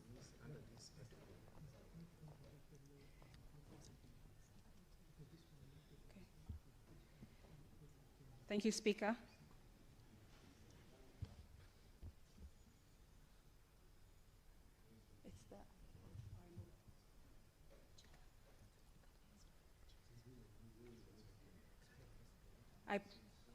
I beg to move, Speaker, Chair, that Clause 18 be amended as proposed in the order paper. I put the question that Clause 18. I propose the question that Clause 18 be amended as proposed. I put the question that Clause 18 be amended as proposed. Division at the end. Next. Clause 19. I propose the question that Clause 19 be part of the bill and invite the mover to move this amendment, Senator Crystal, for Chairperson Standing Committee on Labor and Social Welfare. Thank you, Chair. I beg to move that Clause 19 be amended as proposed in the order paper. I propose the question that Clause 19 be amended as proposed. I put the question that Clause 19 be amended as proposed. Division at the end. Next. Clause 20. I propose the question that Clause 20 be part of the bill and invite the mover, Senator Crystal Asige, to move this amendment. Thank you, Chair. I beg to move that Clause 20 be amended as proposed in the order paper. I propose the question that Clause 20 be amended as proposed. I put the question that Clause 20 be amended as proposed. Division at the end. Next. Clauses 21, 22, 23, 24, and 25. I propose a question that clauses 21, 22, 23, 24, and 25 be part of the bill. I put the question that clauses 21, 22, 23, 24, and 25 be part of the bill. Division at the end. Next. Clause 26. I propose the question that clause 26 be part of the bill and invite the mover, Senator Crystal, to move this amendment. Thank you, Chair. I beg to move that Clause 26 be amended as in the order paper. I propose the question that Clause 26 be amended as proposed. I put the question that Clause 26 be amended as proposed.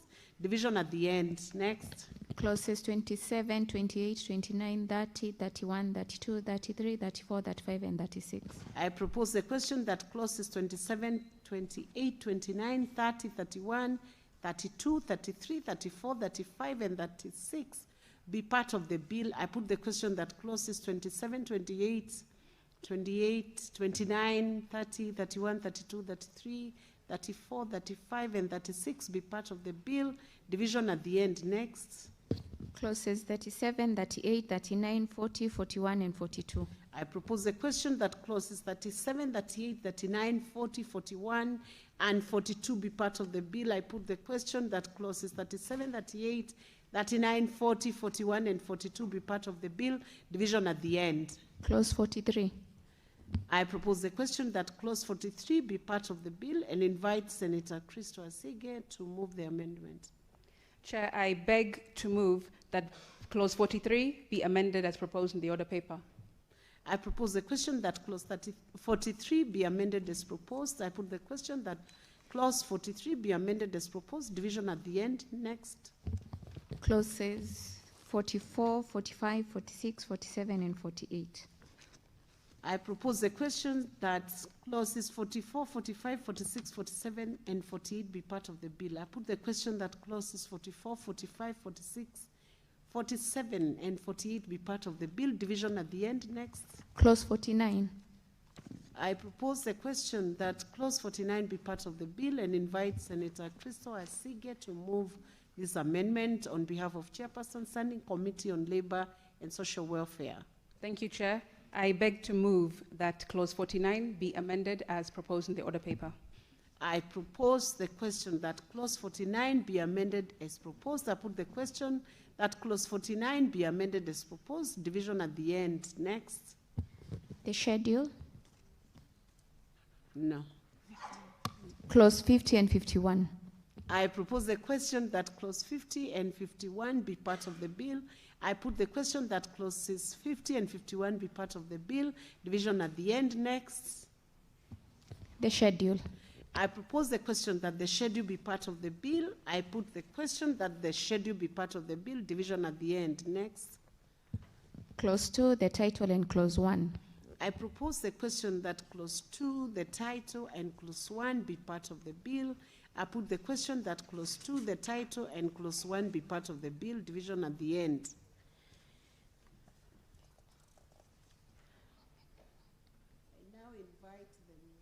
I invite the mover, Senator Tabitha Mutinda, to move this bill.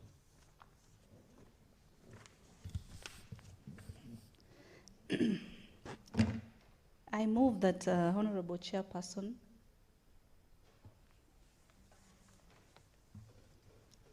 approach the chair.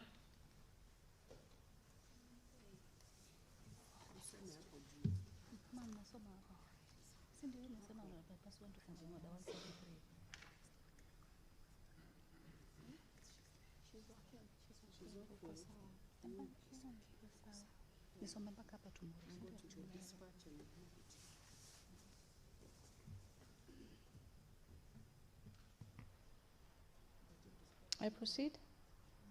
Okay. I move that Honorable Chairperson, pursuant to Standing Order 153, I beg to move that the Committee of the Whole do report progress on its consideration of the Labor Migration and Management Bill number 2, Senate Bill number 42 of 2024, and seek leave to sit again tomorrow.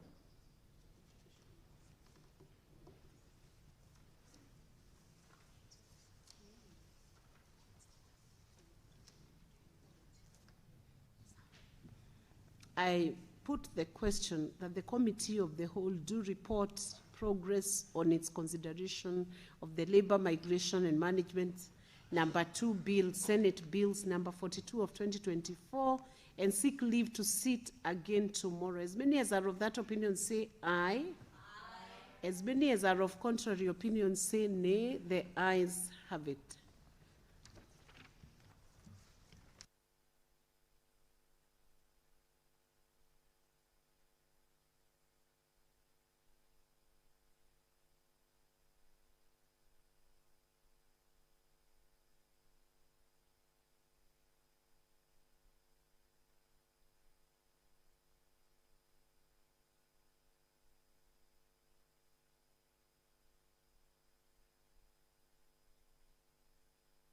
We are proceeding on to the Committee of Whole on the Tobacco Control Amendment Bill, Senate Bills number 35 of 2024.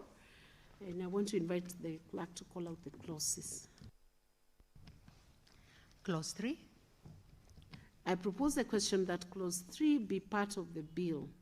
And I invite the amendment to be moved by Senator Catherine Muma. Honorable Chairperson, I beg to move that clause 3 be amended as per the order paper. I propose the question that clause 3 be amended as proposed. I put the question that clause 3 be amended as proposed. Division at the end. Next. Clause 4. I propose the question that clause 4 be part of the bill and invite the chairperson Standing Committee on Health, Senator Mariam, to move the amendment. Madam Chair, I propose the clause 4 to be amended as per the order paper.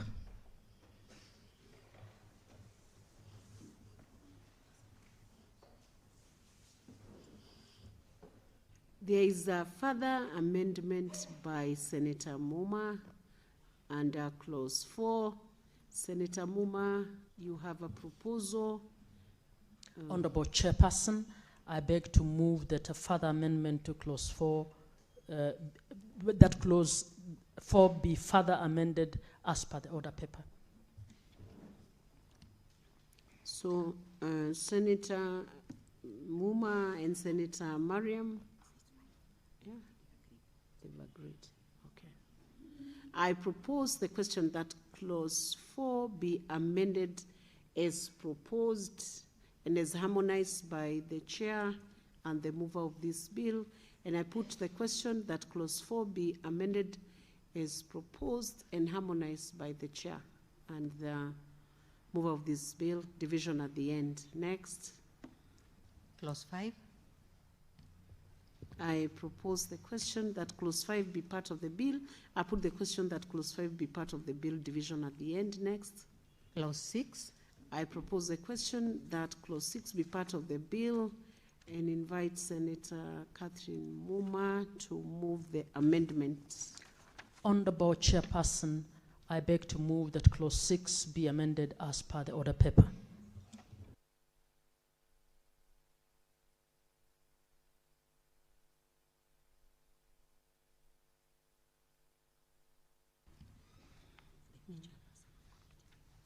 There is a further proposal for amendment by the chairperson on Standing Committee on Health on clause 6. I am informed you are withdrawing that proposal. Yes. Can you then, can you proceed?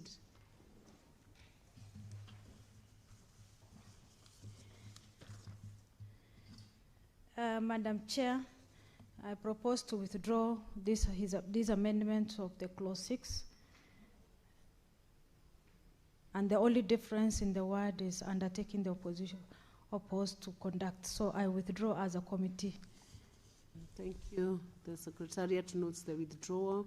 So next clause, I propose the question that clause 6 be amended as proposed by the mover.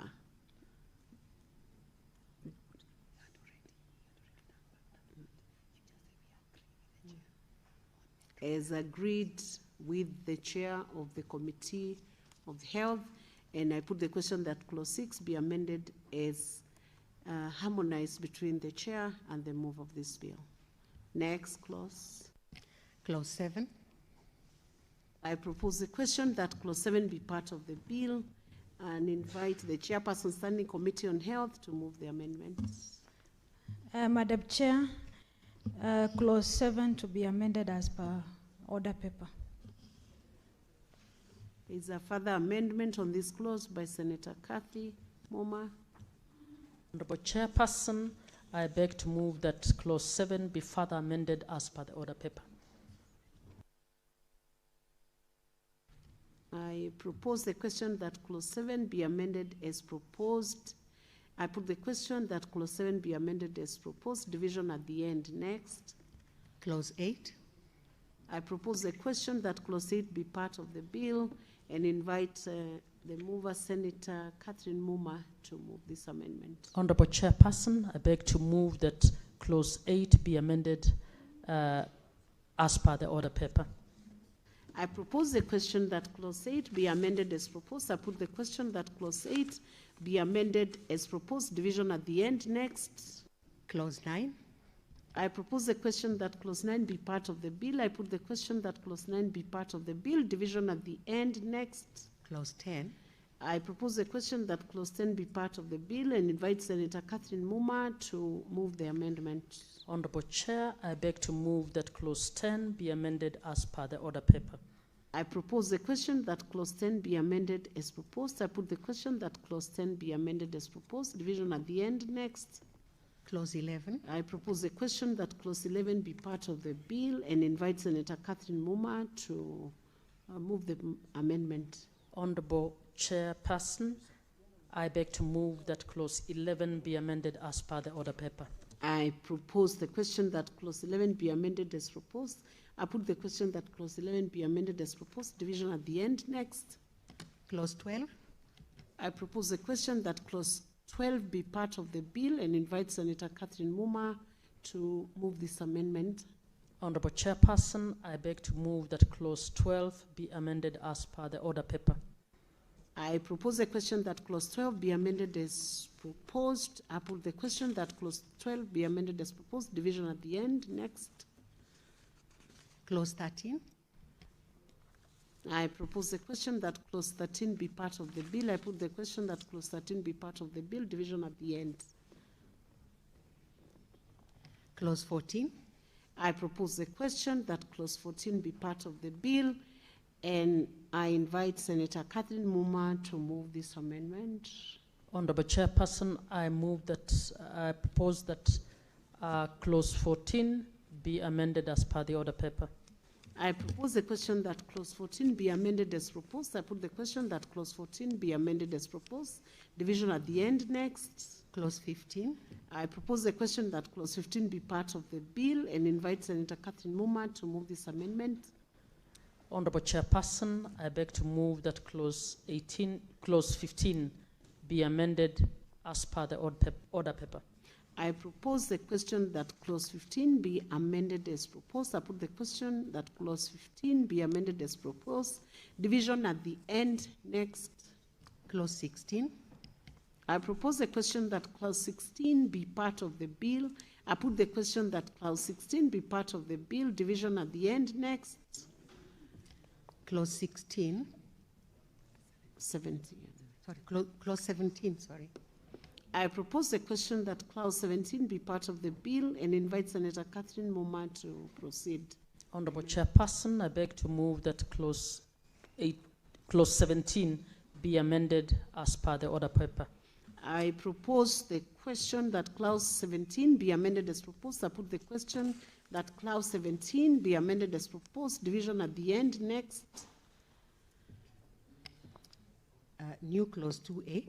I propose the question that new clause 2A be part of the bill and invite Senator Catherine Muma to move this second reading of this. Honorable Chairperson, I beg to move that new clause 2A be now read a second time.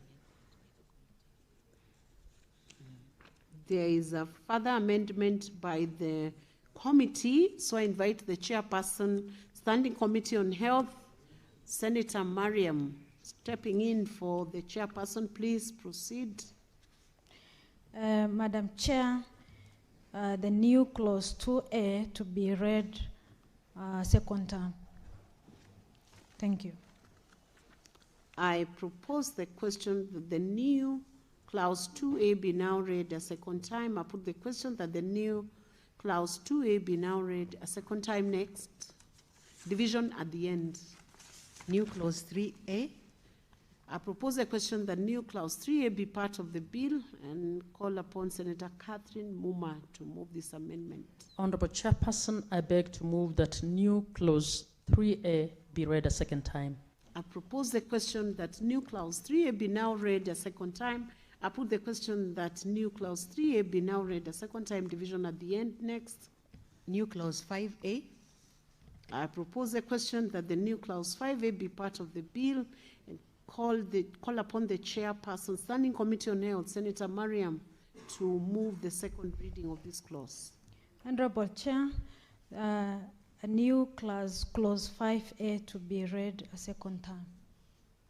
I propose the question that the new clause 5A be now read a second time.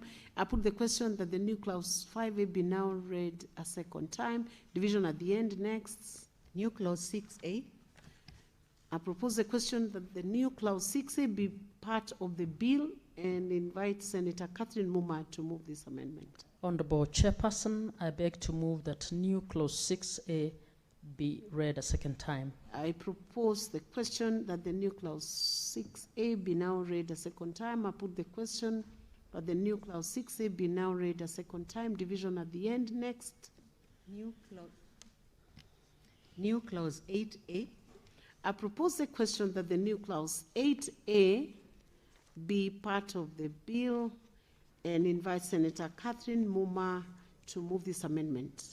Honorable Chairperson, I beg to move that new clause 8A be read a second time. I propose the question that the new clause 8A be now read a second time. I put the question that the new clause 8A be now read a second time. Division at the end. Next. New clause 12A. I propose a question that the new clause 12A be part of the bill and invite Senator Catherine Muma to move the amendment. Honorable Chairperson, I beg to move that new clause 12A be now read a second time. I propose the question that the new clause 12A be now read a second time. I put the question that the new clause 12A be now read a second time. Division at the end. Next. New clause 16A. I propose the question that the new clause 16A be part of the bill and invite Senator Catherine Muma to move this amendment. Honorable Chairperson, I beg to move that new clause 16A be read a second time. There is a further amendment by the committee, so I invite the chairperson, Senator Mariam, to move this amendment. Madam Chair, I propose to move a new clause 16A to be read second time.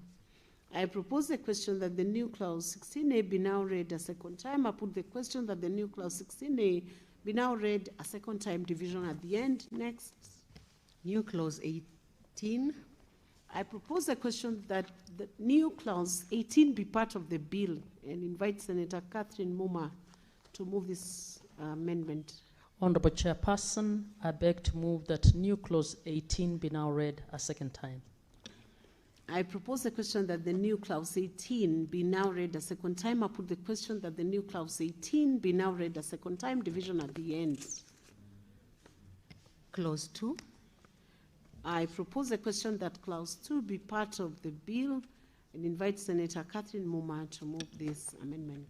Honorable Chairperson, I beg to move that clause 2 be amended as per the order paper. There is a further amendment to this clause. Can Senator Mariam move this further amendment? Chairperson, the new clause 2 to be amended as per the order paper. I propose the question that clause 2 be amended as proposed. I put the question that clause 2 be amended as proposed. Division at the end. Next. New clause 1A.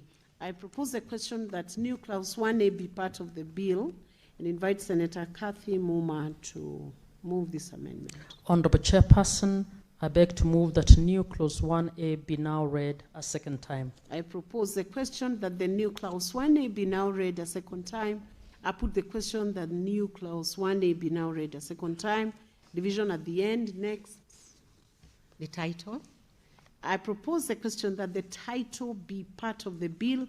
I put the question that the title be part of the bill. Division at the end. Next. Clause 1. I propose the question that clause 1 be part of the bill. I put the question that clause 1 be part of the bill.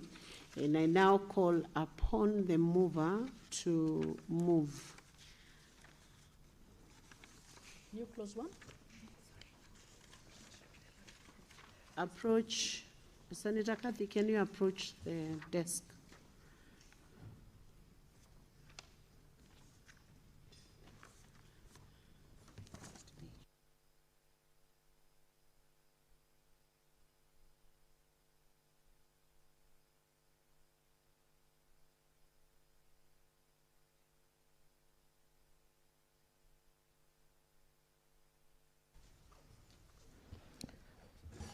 Honorable Chairperson, pursuant to Standing Order 153, I beg to move that the Committee of the Whole do report progress on its consideration of the Tobacco Control Amendment Bill, Senate Bills number 35 of 2024, and seek leave to sit again tomorrow.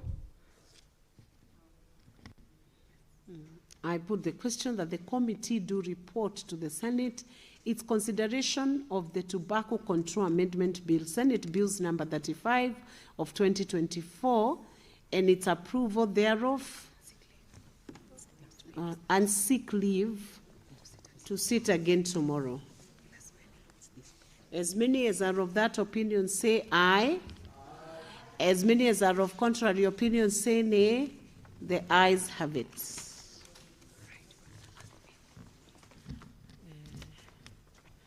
Senators, we are now moving to the last bill in the Committee of the Whole. This is not too long, so keep your energies up. We are going to the county government's election laws, Amendment Bill, Senate Bills number 2 of 2024, and I'll request the clerk to call out the clauses. Clause 2. I propose the question that clause 2 be part of the bill and invite the mover to move this amendment. This is the Chairperson, Standing Committee on Justice, Legal Affairs and Human Rights. Standing in is Senator Manzo.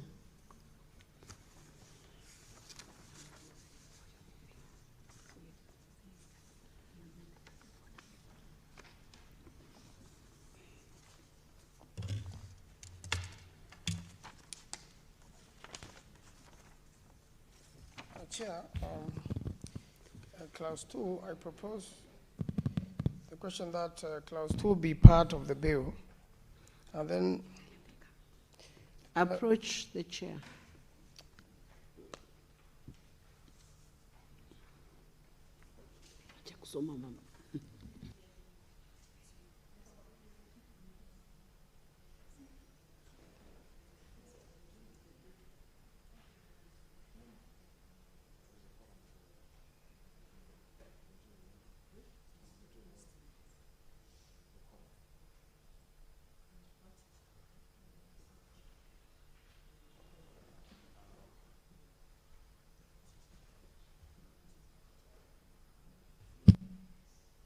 Chair, on behalf of the Chair Committee of Justice, I propose that the bill be amended as proposed in the order paper. I propose the question that Clause 2 be amended as proposed. I put the question that Clause 2 be amended as proposed, division at the end. Next. Clause 3. I propose the question that Clause 3 be part of the bill and invite Senator Manzo to move this amendment. I propose that the bill be amended as proposed. Clause 3, sorry. I propose that Clause 3 be amended as proposed in the order paper. I propose the question that Clause 3 be amended as proposed. I put the question that Clause 3 be amended as proposed.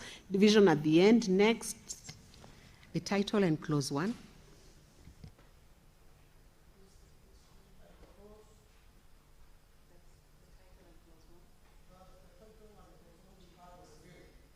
That's okay, Senator Manzo. I propose a question that the title and Clause 1 be part of the bill. I put the question that the title and clause 1 be part of the bill, division at the end.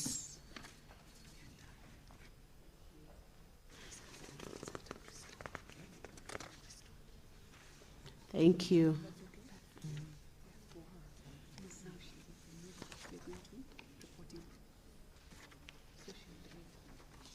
I now call upon the mover of this bill, Senator Crystal,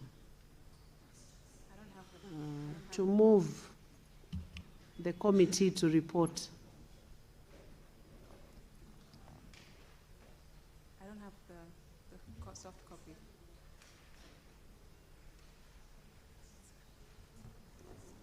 You've not handed it to me.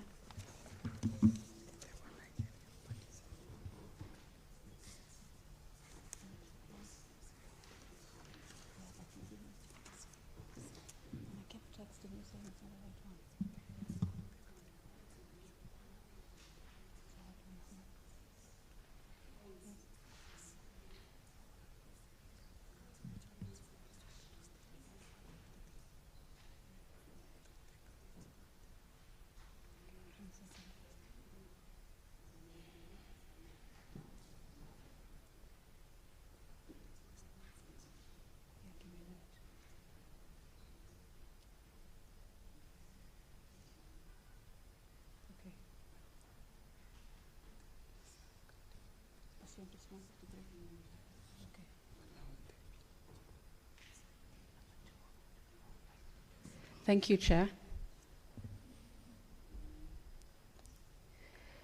Chair, I beg to move that the County Government Election Laws number 2 of 2024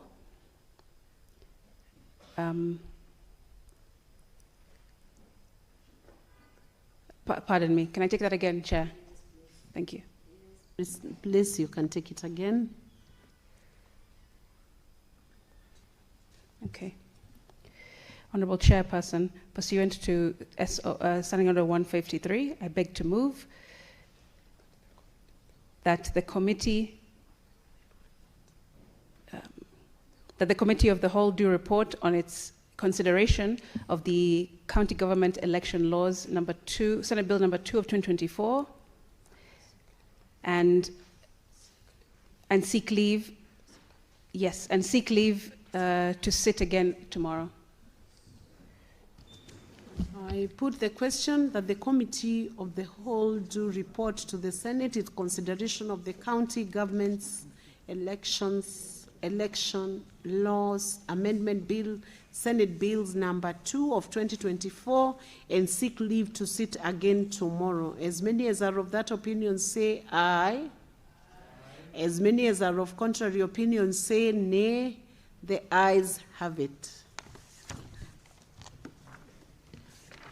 Honorable Senators, we are done with the Committee of Whole. Madam Speaker.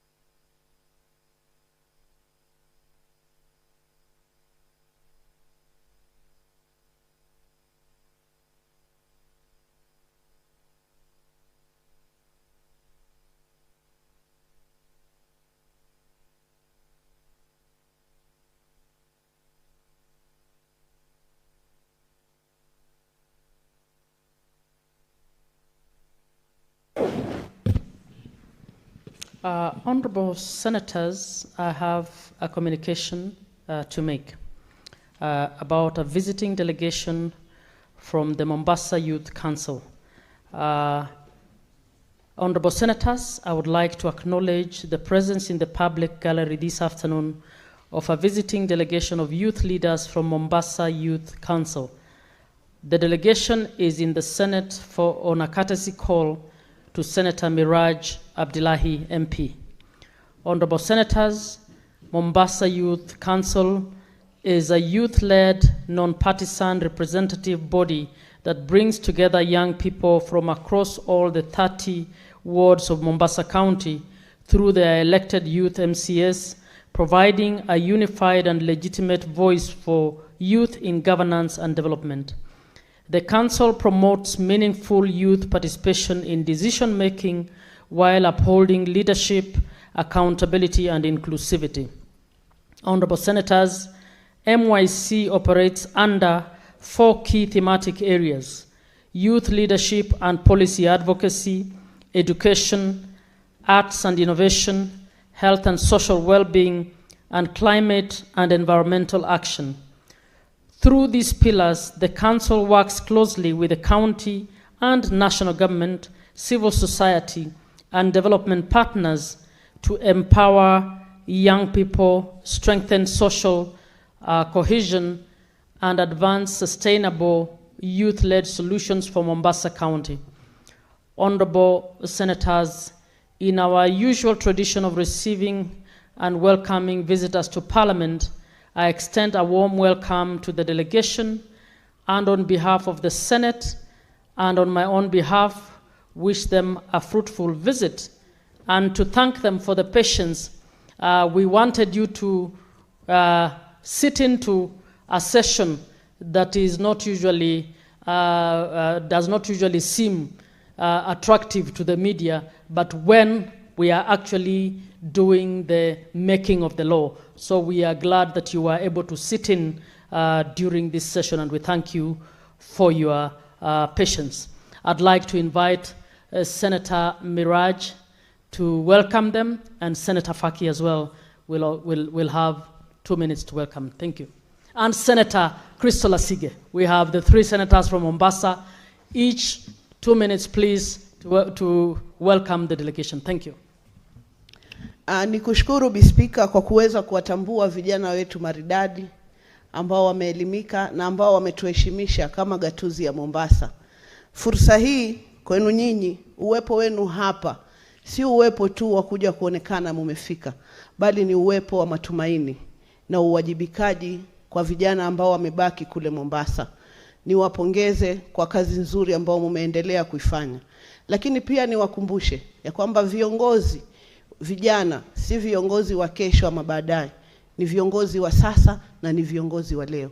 Hivyo basi mna jukumu katika mabega yenu ya kuweza kuwa kielelezo chema kwa wale ambao wamebaki kule nyuma.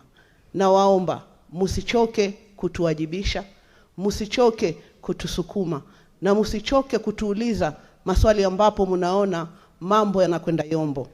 Muko hapa sio kuonekana, bali muko hapa kwa sababu demokrasia na katiba yetu ya Kenya imewatambua.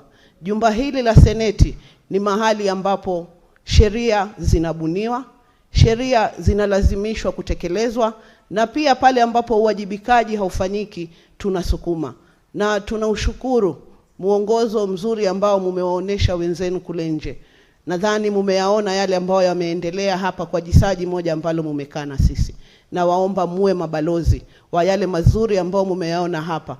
Na pindi mtakaporudi katika jumba hili, basi musirudi tu kama watazamaji, bali murudi kama viongozi, maseneta na wengine niwaone kule National Assembly, kwa sababu najua mwito wenu ni kuwatayarisha vijana kuwa viongozi katika taifa hili la Kenya. Asante sana Bispika.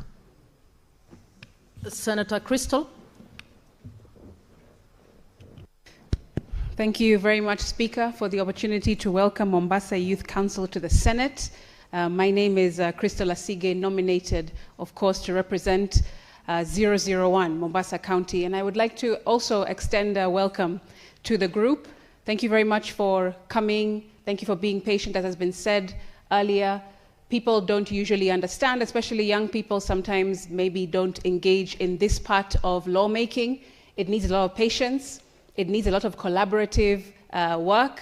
It needs a lot of specificity and conciseness. And this is why we take our time to do what we do here in the Senate.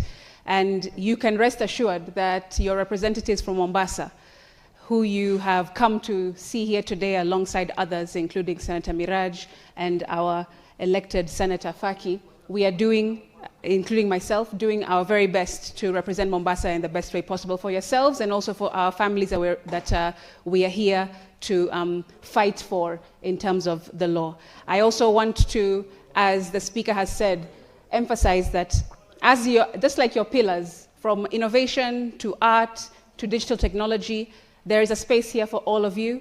Every one of you has a different passion that you can bring to the country at this national level and even at the county level if you so wish to take that route. But know that in your diversity and with all of the skills that you are acquiring at Mombasa Youth Council, please hold on to them, nurture them, grow them, and bring them to the Senate in future. And we will be here to support in any way that we can. I thank you very much, Speaker.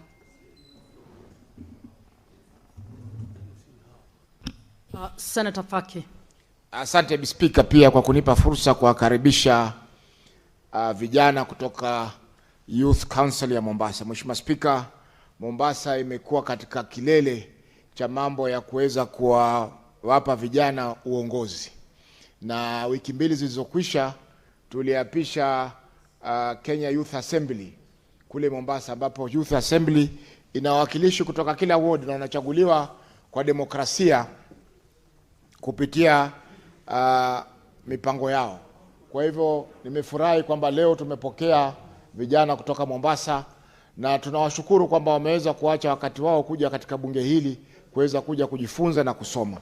Mheshimiwa Speaker, ningesema tu kwamba hii ni njia moja ya kuweza kufanya ile ambayo tunaita mentorship kwa vijana wetu na vile vile pia kusoma yale mambo ambayo viongozi wanafanya, kwa sababu wengine huona kwamba viongozi hawana majukumu yote, lakini wameweza kuona leo kwamba tuko hapa sisi wawakilishi wa kaunti ya Mombasa, gatuzi la Mombasa, na kila mtu ameweza kufanya kazi yake ambayo alikuwa amepangiwa kufanya jioni ya leo. Kwa Mheshimiwa Speaker, nawatakia kila laheri na yale ambao wameweza kusoma hapa waweze kuyatumia katika shughuli zao za kila siku na vile vile pia kujenga taswira ambayo itasaidia kaunti ya Mombasa na Kenya kwa jumla kuleta viongozi bora wa siku za usoni. Asante Speaker. Honorable Senators, we are now going to reporting after the committee of the whole. I'd like to invite the chairperson to report on the Cancer Prevention and Control Amendment Bill, National Assembly Bills number 45 of 2022. Thank you, Honorable Speaker, for this opportunity. Honorable Speaker, I beg to report that the Committee of the Whole has considered the President's Memorandum on the Cancer Prevention and Control Amendment Bill, National Assembly Bills number 45 of 2022, and seeks leave to sit again tomorrow. A mover.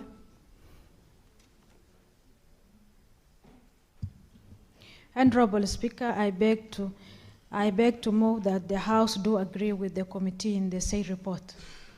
Thank you. Who's seconding? Senator Tabitha. Madam Speaker, I second. Honorable Senators, I propose the question that the House do agree with the committee in the said report. I put the question that the House do agree with the committee in the said report. Will as many as are of that opinion say aye? Aye. Will as many as are of a contrary opinion say nay? The ayes have it.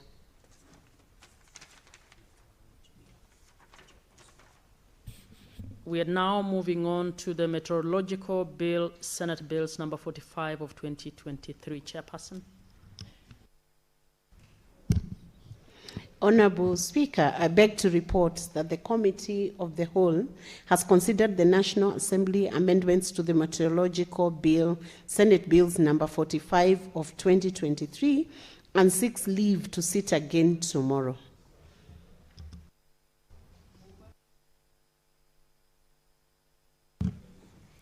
Madam Speaker, I beg to move that the House do agree with the committee on the said report, and invite Senator Miraj to second the motion. I second.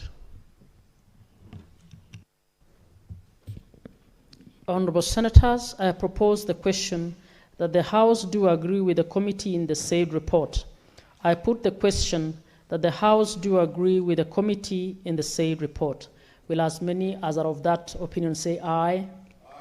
Will as many as are of a contrary opinion say nay? The ayes have it.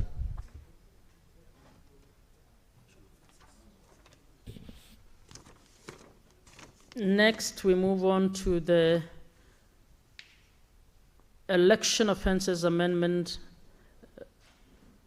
number 2 bill, Senate Bills number 28 of 2024. Chairperson.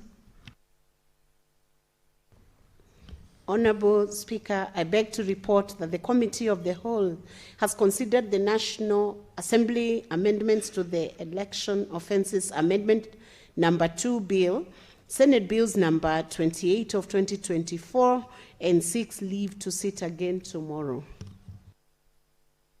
Mover. Honorable Speaker, I beg to move that the House do agree with the committee in the said report. I do ask Senator Sige to second. Thank you, Speaker. I second as moved. Honorable Senators, I propose the question that the House do agree with the committee in the said report. I put the question that the House do agree with the committee in the said report. Will as many as are of that opinion say aye? Will as many as are of a contrary opinion say nay? The ayes have it.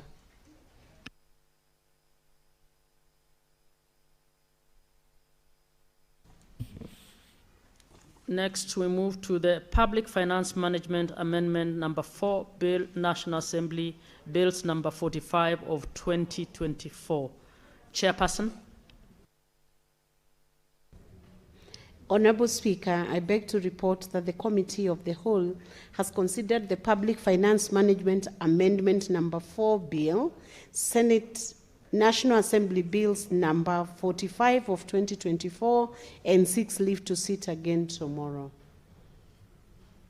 Mover.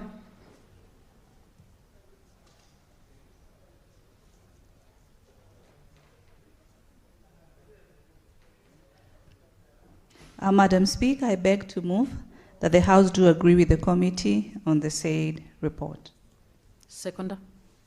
I request Madam Senator Crystal to second. Thank you very much, Speaker. I do second as moved. Honorable Senators, I propose the question that the House do agree with the committee in the said report. I put the question that the House do agree with the committee in the said report. Will as many as are of that opinion say aye? Will as many as are of a contrary opinion say nay? The ayes have it.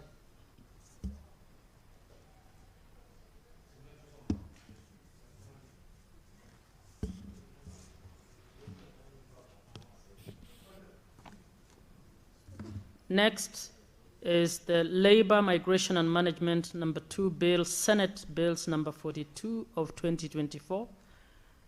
Chairperson. Honorable Speaker, I beg to report that the Committee of the Whole has considered the Labor, Migration and Management number 2 Bill, Senate Bills number 42 of 2024, and seeks leave to sit again tomorrow. Mover.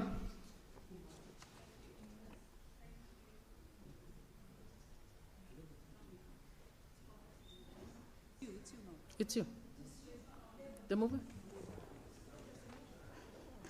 Madam Speaker, I beg to move that the House do agree with the committee on the said report and request Senator Crystal to second. Give her the mic. Thank you very much, Speaker. That's what I was waiting for. I do second as moved.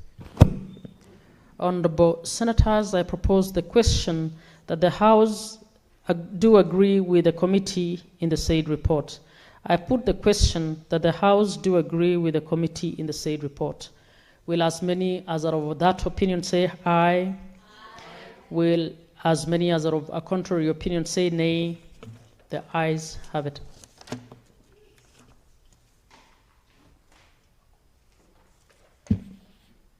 We now move on to the Tobacco Control Amendment Bill, Senate Bills number 35 of 2024. Chairperson.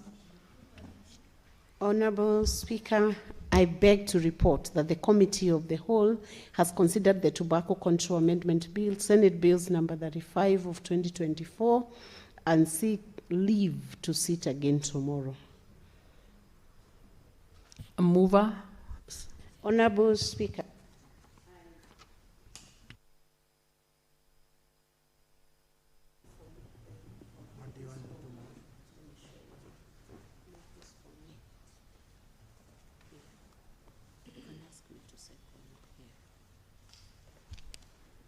Honorable Speaker, I beg to move that the Senate do agree with the committee on the said report. Madam Veronica. Seconder. Madam Veronica will second. Yes, please. Honorable Speaker, I second as moved. Honorable Senators, I propose the question that the Senate do agree with the committee in the said report. I put the question that the Senate do agree with the committee in the said report. Will as many as are of that opinion say aye? Aye. Will as many as are of a contrary opinion say nay? The ayes have it.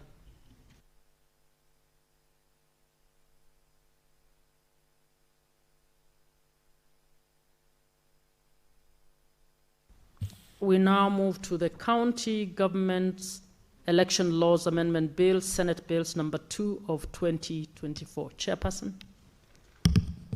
Honorable Speaker, I beg to report that the Committee of the Whole has considered the County Government's Election Laws Amendment Bill, Senate Bills number 2 of 2024, and seek leave to sit again tomorrow. Mover. Thank you, Speaker. I beg to move that the House do agree with the committee on its said report and request Senator David Wakoli to second.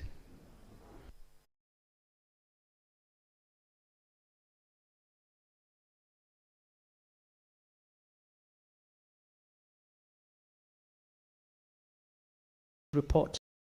Will as many as are of that opinion say aye? Will as many as are of a contrary opinion say nay? The ayes have it.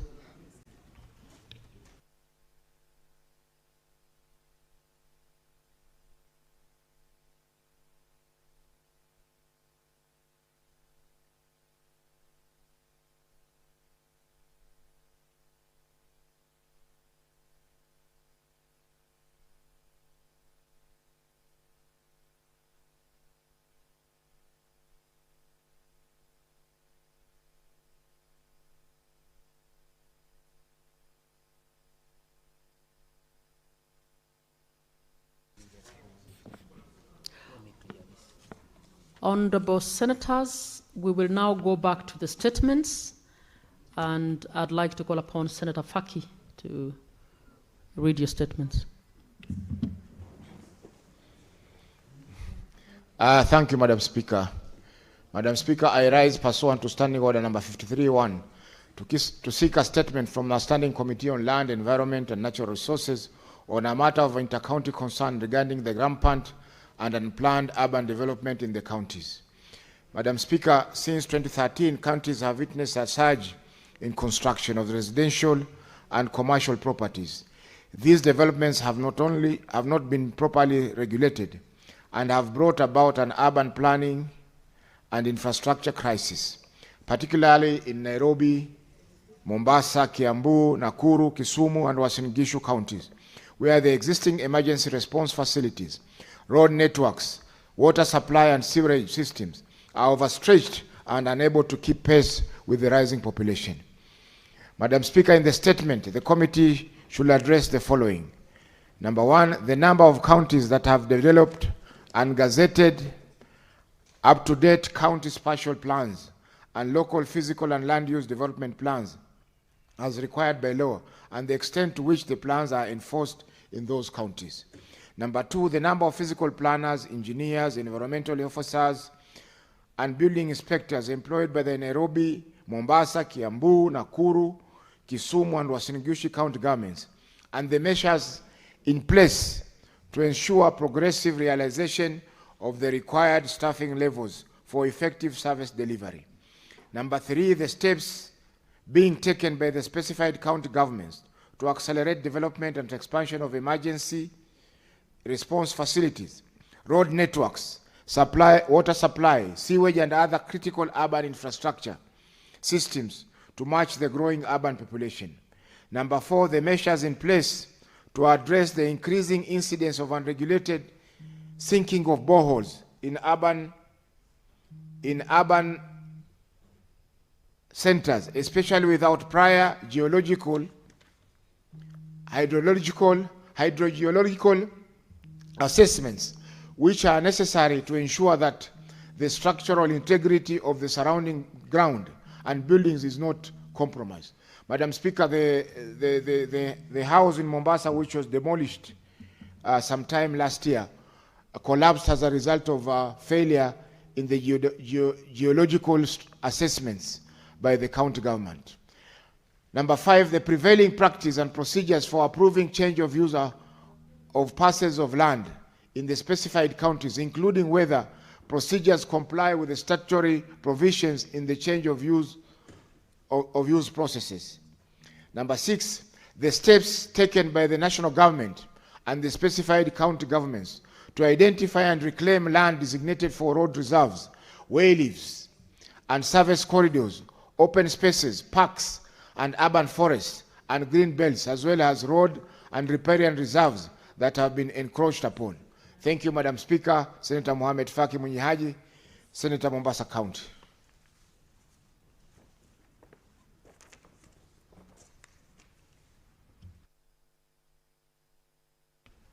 Senator Mwenda Gataya, more fire.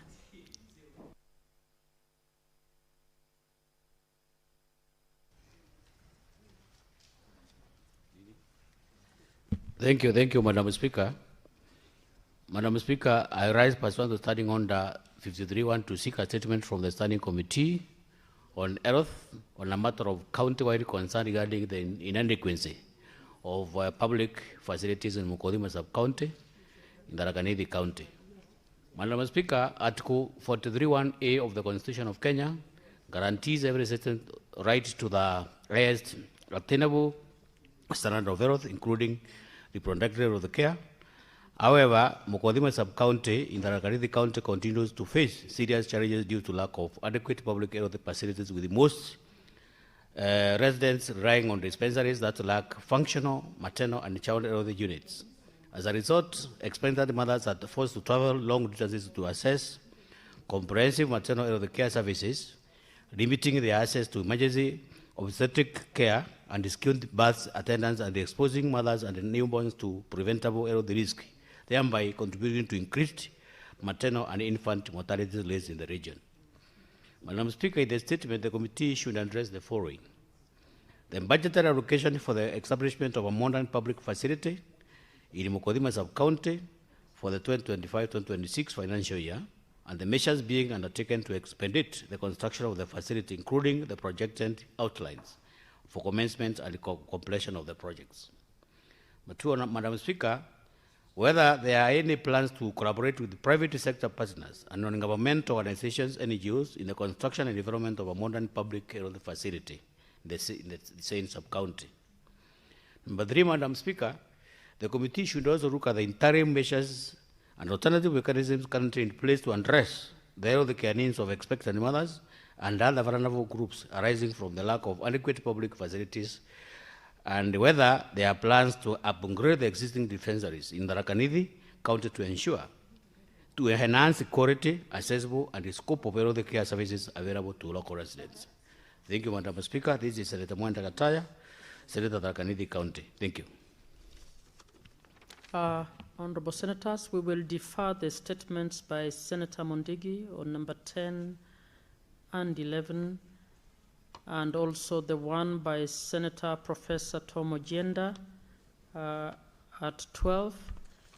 And we will now reorganize the order of business and move on to order number 22. Order number 22, the Agriculture Produce Minimum Guaranteed Returns Bill, Senate Bills number 17 of 2025, second reading. Senator Veronica.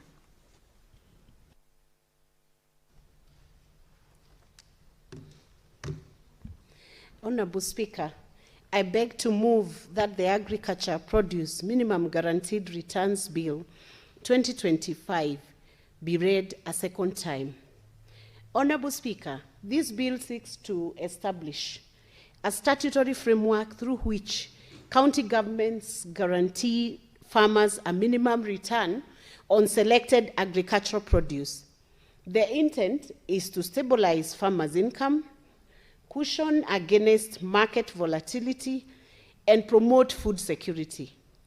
Honorable Speaker, if you have listened to the conversation we have been having in Kenya, because of the drought situation, we are very clear that we have not yet achieved this position of indicating Kenya is now food secure.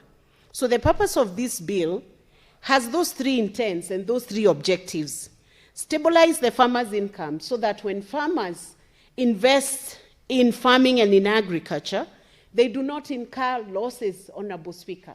That we can achieve a position like what has been achieved in the United States and other developed jurisdictions of cushioning the farmers against certain eventualities, Honorable Speaker, including an income that is unstable, Honorable Speaker. We want to reach a situation where we can assure our farmers that when they walk into a bank to seek a facility to support agriculture, investment in agriculture, it will become more predictable and more easy for our farmers to say that if they seek a facility from the banks or from financial institutions, they are able to repay those facilities, Honorable Speaker, and they are also able to earn an income from it, and we can assure our population that we are food secure in our nation. Honorable Speaker, if we are to scan through the Kenya Vision 2030, it has identified agriculture as one of the key sectors to deliver a 10% annual economic growth rate. This is in recognition of the fact that the agriculture industry has for many years formed the backbone of Kenya's economy. The sector contributes to more than 20% of Kenya's gross domestic product, GDP. In addition, the sector contributes more than 60% of the total export earnings and about 45% of government revenue, while providing for most of Kenya's food requirement. The sector is estimated, Honorable Speaker, to have a further indirect contribution of nearly 27% of GDP through linkages with manufacturing, distribution, and other service-related sectors. The agriculture sector employs over 40%. Can you imagine that, Honorable Speaker? Over 40% of Kenya's population and more than 70% of the rural population is employed within this agriculture sector. And Honorable Speaker, because I normally have conversations with you outside this Senate, I know you are equally a farmer and you have been doing some farming in Kakamega. And I don't know whether you are doing that farming in the Kakamega forest, the very famous Kakamega forest, but I'm aware that you have been growing trees and growing fruits and even harvesting honey in your farms, Honorable Speaker. And this is what we are saying, that farmers who are making efforts to make Kenya food secure should then be assured that there is a legislation that is cushioning farmers. The agriculture sector is affected by many challenges that reduce its contribution to the economy and improvement of livelihoods, and including climate change and emerging pests and diseases, which underscore the need for crop diversification, irrigation, adoption of drought-resistant crop varieties, improving water management systems, sustainable harvesting of aquifers, improving weather forecasting. Honorable Speaker, there are also many other challenges within the agriculture sector, including low and undiversified production and productivity due to high cost of inputs, low availability of inputs in remote areas, lack of targeted subsidies, low quality inputs, declining soil fertility, inadequate use of modern technologies, pests and diseases, among other factors. And to mitigate some of these factors, Honorable Speaker, you are very much aware that when Kenya Kwanza government, or the broad-based government, took over power in 2022, one of the items that our President William Ruto picked was the cost of fertilizer.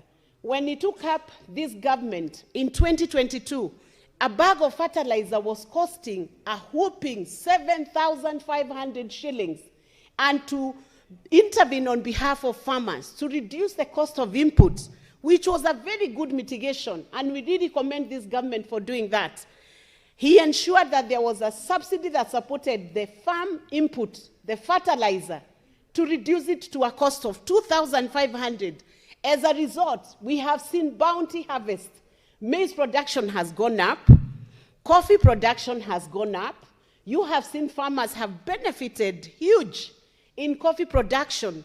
And we are happy to state and to note that with Kenya Kwanza government, we have seen the cost of coffee coming from 40 shillings per kg, amount that is being earned by the farmers, to over 120 shillings in some of the counties like Kirinyaga, over 100 shillings, 110 shillings in Murang'a County, and many other counties which are enjoying the good value that coffee has now achieved, because we even have an exchange, a coffee exchange platform where these prices are being fetched, Honorable Speaker. We also have challenges of poor marketing, market uncertainties, and low value addition that adversely affects economic returns and lead to low sustainability of enterprises in agriculture.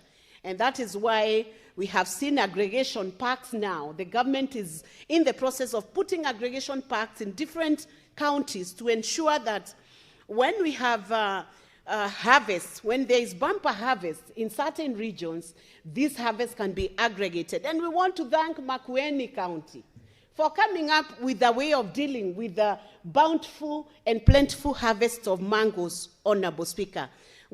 Farmers have suffered. Farmers have cried for days in the Republic of Kenya with very high post-harvest losses arising from inadequate technologies for product development and storage, poor infrastructure, particularly rural access roads, and high energy costs for cooling and processing facilities.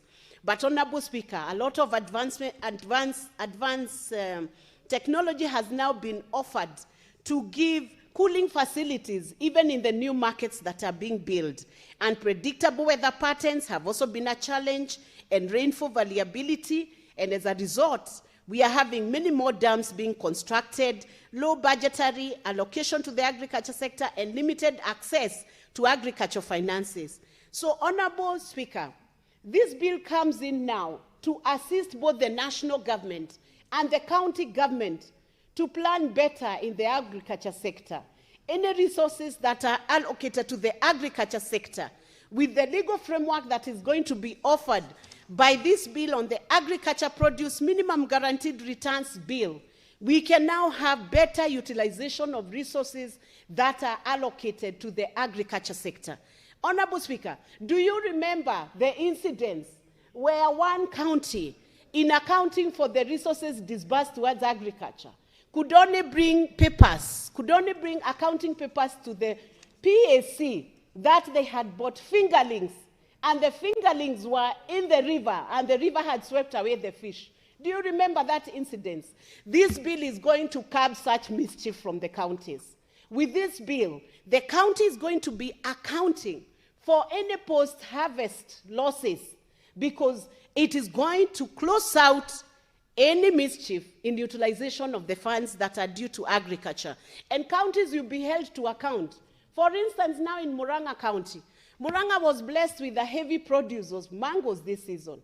Unfortunately, we were expecting the county government, Governor Irungu Kenyatta, who has been purchasing those mangoes from the farmers, we were expecting him to consolidate and bring them to his storage and also dispatch them to the market. But what happened was a shock to the farmers. They harvested the mangoes. I'm sure you must have seen it on social media. And before we knew it, the mangoes were rotting in the backyards of the farmers' barnyards, Honorable Speaker. The mangoes were not collected, the mangoes were not purchased, and they were lost. If this legal framework was in place, Honorable Speaker, Murang'a County would have asked the farmers, how many kilos of mangoes have you lost? If you have lost 100 kilos of farmers, you look at the market cost of 1 kg of each mango produce and compensate those farmers so that they are buffered from losses which are unnecessary. Guaranteed minimum returns refer to the minimum amount of money guaranteed by the government to farmers. It could be in form of the subsidies, loans, or grants to the farmers. And the history of guaranteed minimum returns can be traced back to the colonial times. As a part of the war effort, the British government promoted Kenyan agriculture, guaranteed prices and returns per acre, continued marketing control, and other policies were introduced to assist settlers and to increase food production for the troops. So it is not the first time that minimum guaranteed returns are being mentioned in Kenya. The Agriculture Act itself, Chapter 318, Laws of Kenya, now repealed. Unfortunately, some very good sections were repealed, which had extensive provision on guaranteed minimum returns. The repealed act provided for declaration of essential crops, which were necessary for the requirements of Kenya. The Central Agriculture Board would then prepare a program of production and production orders of essential crops and disseminate the same to registered owners or occupiers of large-scale farms. Section 10 of the repealed act provided that every person upon whom a production order has been served would be guaranteed by the government a minimum return of the money for every acre of land appropriate for planting an essential crop. So that bill or that act of parliament, it rewarded effort, and this bill is about rewarding effort. It is not about rewarding a farmer who sits in their farm, produces nothing, and then runs to county government to say, how are you assuring my agriculture is working? It is not contemplative. It is going to reward production. So it's an actual product that has been produced from the farm, which then is ascertainable. It can be measured. It can be ascertained. And the farmer can be able to claim that I have produced 100 kgs of wheat. Aside from guaranteed returns, the government would also provide advances for the purpose of meeting expenditure incurred in preparing and fertilizing the land on which the essential crops were planted. The Agriculture Guaranteed Minimum Return Advance Rules 1977 provided for 500 shillings per acre of land on which essential crop was grown. So this is going to encourage people. Instead of being in the cities, you go back to where you have a small parcel of land. You are guaranteed that any return you get from that, any product you get from that land is covered or cushioned by the county government, of course resourced by the national government, and then it becomes easier even to ease of joblessness. There were also guaranteed minimum return loans which were advanced by the government to farmers. For instance, the loans would finance the production of essential crops such as wheat and maize at cash 180 shillings per acre. This was then. of course now the value would change. To qualify for the loan, the farmer would be required to own a minimum of 15 acres. So it had a standard. It could not just guarantee when you certainly do not have an assurance of a proper harvest or a proper crop. If the application was approved by the Ministry of Agriculture, the AFC would issue the loan as approved. The farmer had to pay a premium of 4 shillings per acre in respect of wheat and 3 shillings in respect of maize. The condition was imposed because the scheme incorporated an insurance element, an insurance policy element, in that the farmer was guaranteed a minimum of cash 180 per acre should their crop fail due to bad weather or some other natural hazard. So there was a process of governance around farming, around agriculture, and they even made sure there was an insurance policy that would ensure that if a crop failed, just like it happens in the advanced jurisdictions, that insurance company would then revert and pay for the failed crop. On delivery of the produce to the marketing institution, the Agriculture Finance Corporation would recover the money advanced to the farmer. In the event of the farmer experiencing crop failure, the corporation would inspect the farm, and if satisfied that there was indeed crop failure, pay the farmer the minimum price of 180 per acre. The guaranteed minimum return program was, however, discontinued in 1978, following years of poor performance and unsustainable financial losses. Madam Speaker, sir, comparative jurisdictions show that provision of funding support in agriculture produce has helped the growth and stability of agriculture industry. The United States federal government... Senator, did I hear you say, Madam Speaker, sir? That was a very big omission because I never thought I would fall into that trap, which was started by Honorable Salasia in the National Assembly. And this being the superior chamber, we would not want to fall into that trap of Madam Speaker, sir. Apologies for that. The United States federal government spends about USD 30 billion annually to support its agriculture sector through a wide range of subsidy and support programs, including crop insurance, agriculture risk coverage, price loss coverage, conservation programs, marketing loans, ad hoc and disaster aid. These programs are administered mainly by the U.S. Department of Agriculture, USDA, which runs more than 150 initiatives that provide both direct financial support and indirect assistance to farmers. In India, another comparative jurisdiction, the government introduced the Minimum Support Program, MSP, in 1966 to 1967, a period marked by a severe cereal deficit that left domestic production unable to meet national demand. After more than a decade of food insecurity, the government adopted sweeping agricultural reforms with MSP as the first major intervention. MSP was designed as a price safety net to protect farmers from unpredictable market prices and natural risks, ensuring they receive a minimum assured income for key crops.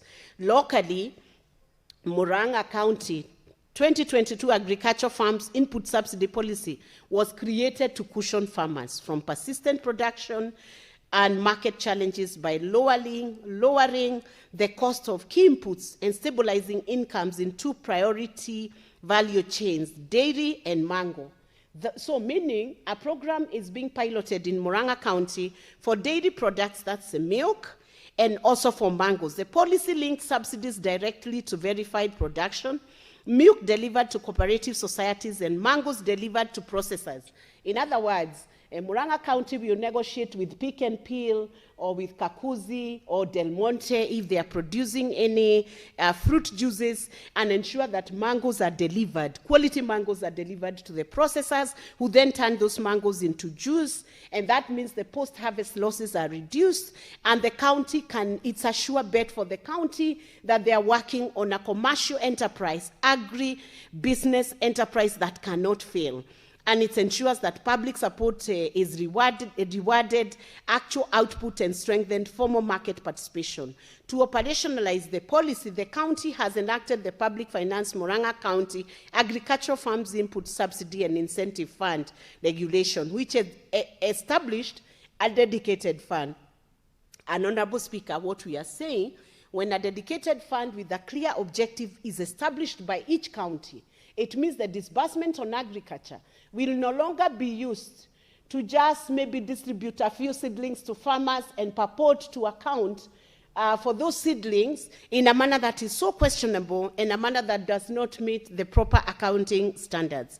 Madam Speaker, sir, the Agriculture Produce Minimum Guaranteed Returns Bill now creates a county-level framework to stabilize the farmer's income by guaranteeing this minimum return when the market prices fall below production costs. Its objective is to cushion farmers from price volatility, promote food security, and support equitable agricultural development across the counties.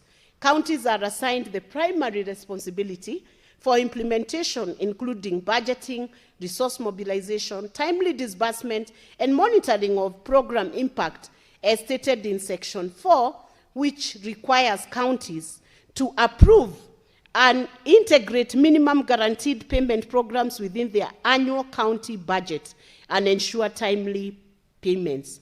To operationalize the scheme, the bill establishes a county minimum guarantee committee responsible for determining eligible crops and livestock, calculating average market prices and comprehensive production costs, setting acreage limits so it can even go to the limit of 1 acre or 2 acre, registering beneficiaries and approving payments. The minimum guaranteed return is defined as an amount equivalent to 20% of the difference between the average market price of a product and the comprehensive costs. That is in Section 12.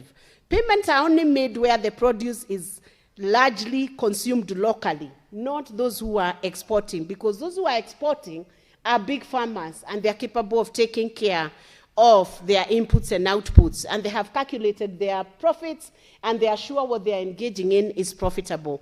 The bill also requires annual publication of comprehensive costs and market prices with revisions gazetted within 14 days. The bill includes safeguards, Honorable Speaker, to ensure accountability, including provisions for suspension on or recovery of payments obtained through fraud. So this bill will not be used for people to commit fraud in the counties, pretending that produce has been brought to the county. Fraud will be punished, or with error, or with overpayments. Those will be treated as debts recoverable with interest at the central bank rates if anybody purports to take advantage of this bill. And offenses of providing false information or obstructing officials from attracting fines will also be punished with imprisonment. The Cabinet Secretary is empowered to make regulations which county assemblies may enact legislation on how they will register the farmers to benefit, how the application procedures will be, evaluation criteria, and disbursement processes. Overall, the bill establishes a structured, data-driven, and county-anchored mechanism aimed at stabilizing farmers' incomes and strengthening agriculture resilience. I would say this bill is a very, very big boost to what the government has been doing in a farming agriculture and ensuring that the fertilizer inputs are affordable by ordinary farmers and small-scale farmers. The bill comes at a time when farmers across the country are grappling with unprecedented economic pressure, global fertilizer price shocks, climate-induced crop failures, and volatile commodity markets have eroded farm incomes and increased household vulnerabilities. Many counties continue to experience declining productivity due to high input costs, degraded soils, and unpredictable rainfall patterns. Honorable Speaker, at the same time, the bottom-up economic transformation agenda identifies agriculture as a primary driver of rural incomes and national food security. It is therefore imperative that we adopt a modern, predictable, and fiscally disciplined mechanism to stabilize farmers' earnings and safeguard our food systems. Honorable Speaker, as I beg to move this bill, and as I wait to call in the person to second the bill, I want to say, Honorable Speaker, that I am hoping and persuading my colleagues in this Senate to see the sense in this bill to offer a framework in an area where ambiguity and vagueness in the utilization of resources in the agriculture sector within counties has been used wrongly to the detriment of the farmers and to the detriment of big principles that we need to have developed to assure food security to our nation. I am not seeing any senator standing up to oppose this bill, because opposing this bill is opposing food security. Opposing this bill is opposing proper accountability mechanism for all the funds that are being sent to the counties, Honorable Speaker, and being misused in the name of purchasing seedlings. Some have seen governors giving 0.5 kg of maize seeds to farmers, and indeed some have become such a scam, because farmers are given in this station, and by the time the old people walk another 20, 50, 100 meters, there is a group of gangsters who take the seedlings from them and they are given in another station. I do not know how we would watch as a Senate to see mayhem in the agriculture sector when we can actually put a governance structure using this bill, the Agriculture Produce Minimum Guaranteed Returns Bill, to ensure, Honorable Speaker, the same way coffee is being given the cherry fund, that is assuring the coffee farmers that when you're engaging in planting and farming of coffee, you are not going on a loss. You are assured of 100 shillings per kg for each coffee farmer. And also, Honorable Speaker, the bill targets crops that are not that have not been noticed before. There's no advocacy on those crops. You see, coffee and tea are important crops in the Republic of Kenya because they are deemed as cash crops. So we have the farmers who are doing coffee and tea having a platform where they can advocate for their issues, even using legislation. But we have other crops. We have crops that are in a lower cadre. We have food crops that are being farmed, and that's the one that assures food security. We want to assure the tomato farmers. We want to assure farmers in horticulture. We want to assure farmers in nuts that finally they can predict the price of their harvest. Minus predicting that price of their harvest, you will find investors in the agriculture sector will shy away. Because if I'm not sure whether if I invest 2 million in agriculture, I'm going to get back my return, the natural thing is for me to go to an area where my risk is managed and my risk is contained. With this bill, Honorable Speaker, I beg to move that this bill do proceed on, and I want to request Senator Wafula Wakoli to second this bill. Thank you very much.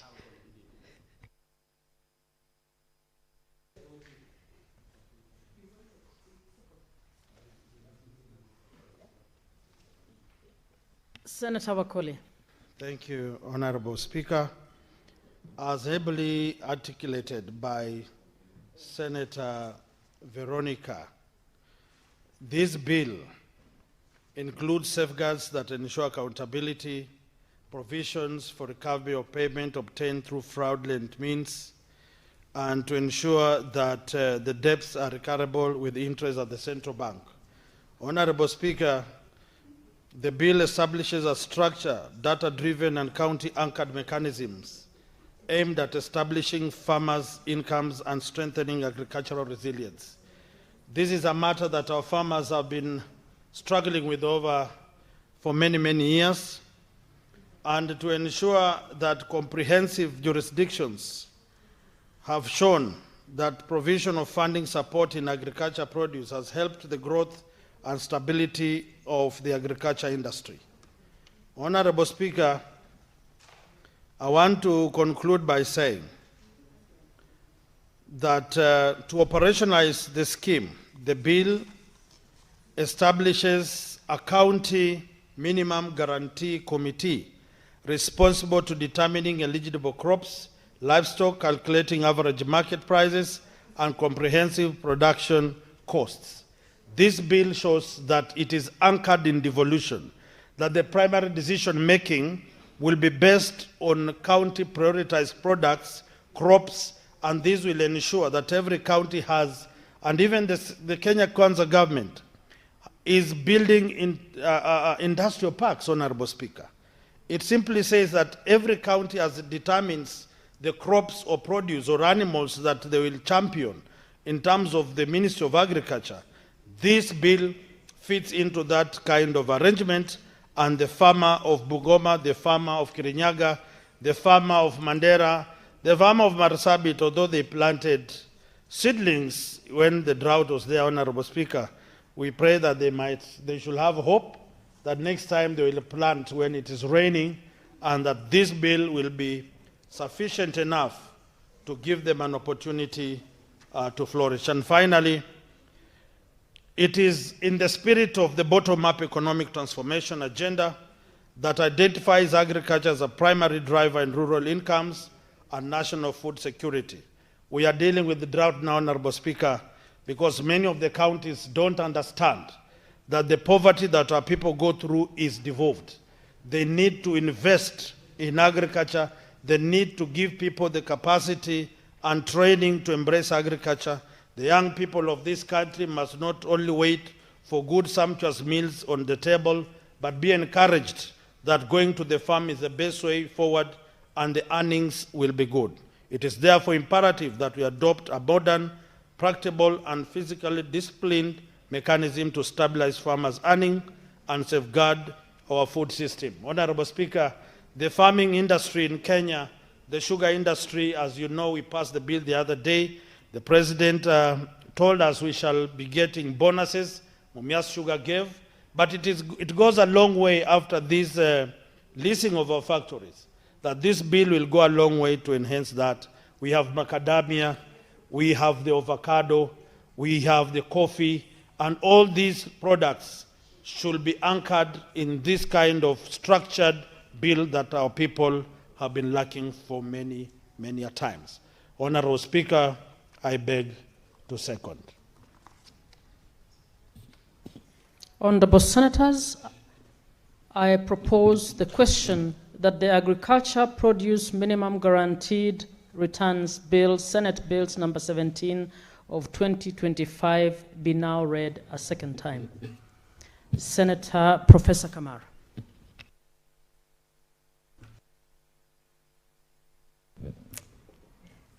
Thank you, Madam Speaker, for giving me the opportunity to support this beautiful piece of legislation. I want to congratulate my dear sister, Senator Veronica Maina, for proposing this bill. Madam Speaker, this, as the mover said, is not the first time that the guaranteed minimum return was done. But we used to have what we used to call GMR, guaranteed minimum return. This one is minimum guaranteed return. When I joined the Ministry of Agriculture in 1986, before your clerk was born, Madam Speaker, we had guaranteed minimum return. I was a district soil conservation officer and became a district extension coordinator, and this was one of our best jobs in Trans Nzoia. Trans Nzoia was the food basket of the country.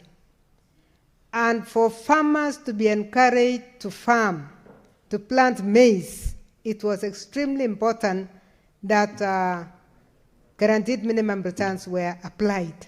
I'm very happy that we are going to have a return in the name of minimum guaranteed returns. Why is it important, Madam Speaker? It is very important because food production has become very expensive, and it has always been expensive to produce food. Because if you use the cost of production in food to determine the sale of the produce, food becomes very expensive. Kenya is not the first country to do this. There are many countries, and examples have been given. India does it. In fact, in Canada, you are even given a minimum return for the milk you produce. And the farmers, dairy farmers in Canada, are paid even when there is a glut in the market, they are allowed to pour the milk and feed whoever they want, feed their pigs or use it the way they want, but they receive the minimum return. It is the only way you can assure food security in any country.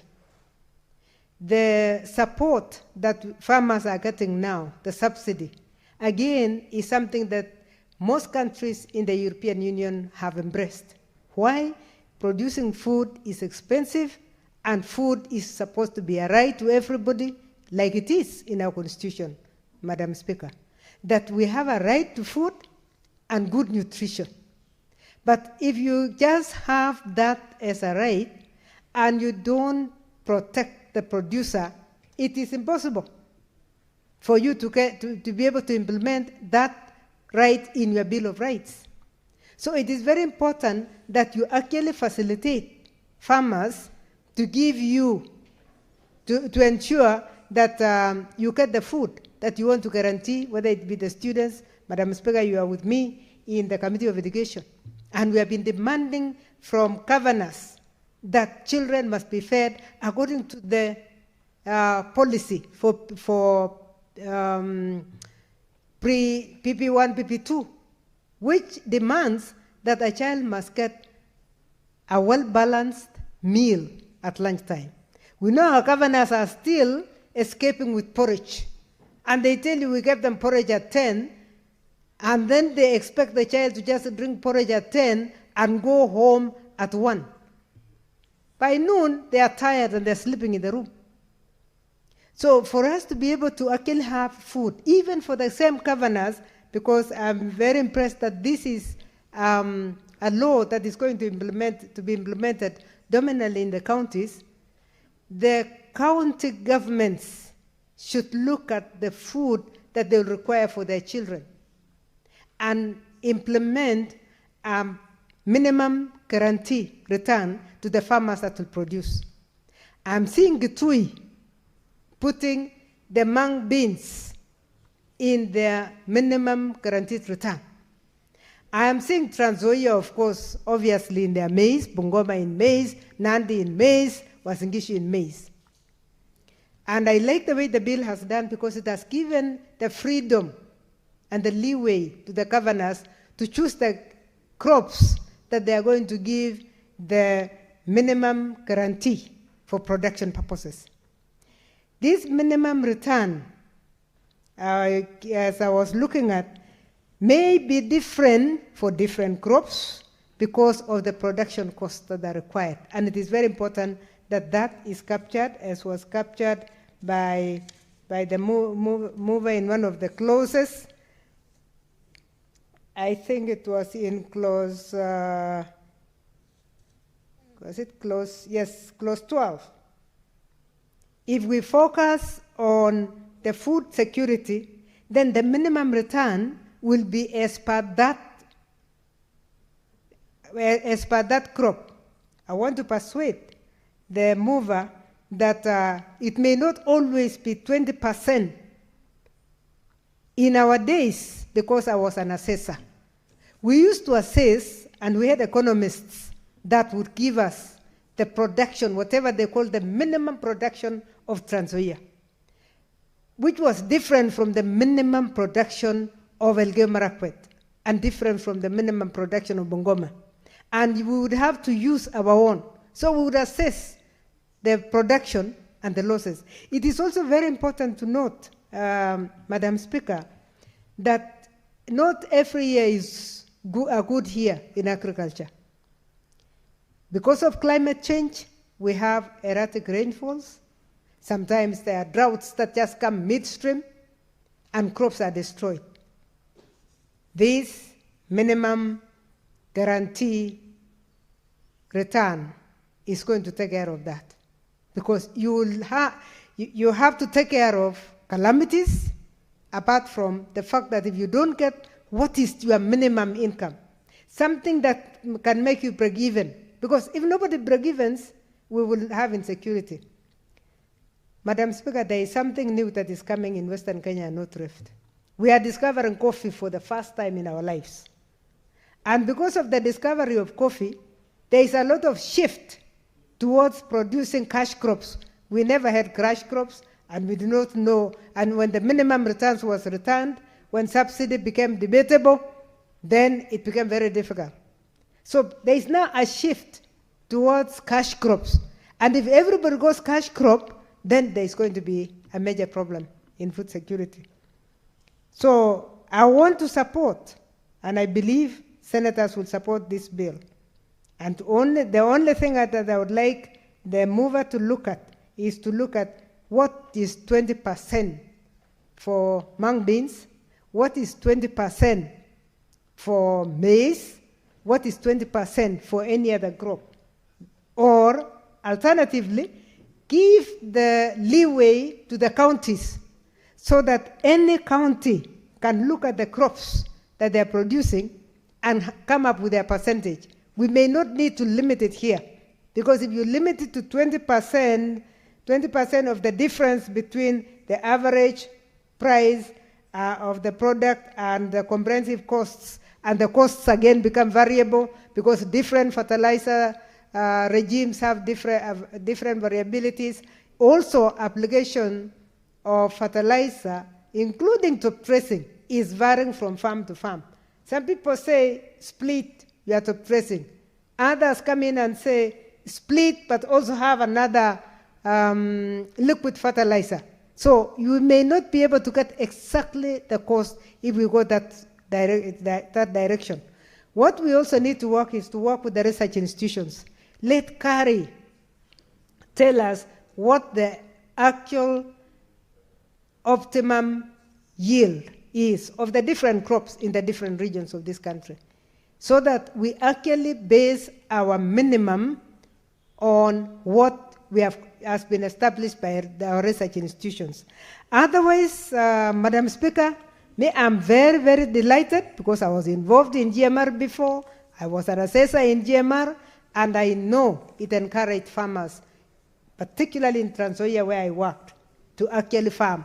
Everybody was ready to work because they knew if there is crop failure, they knew they will get the minimum from government. Because if you are guaranteed that you are going to get your minimum, so we need to get the definition of minimum.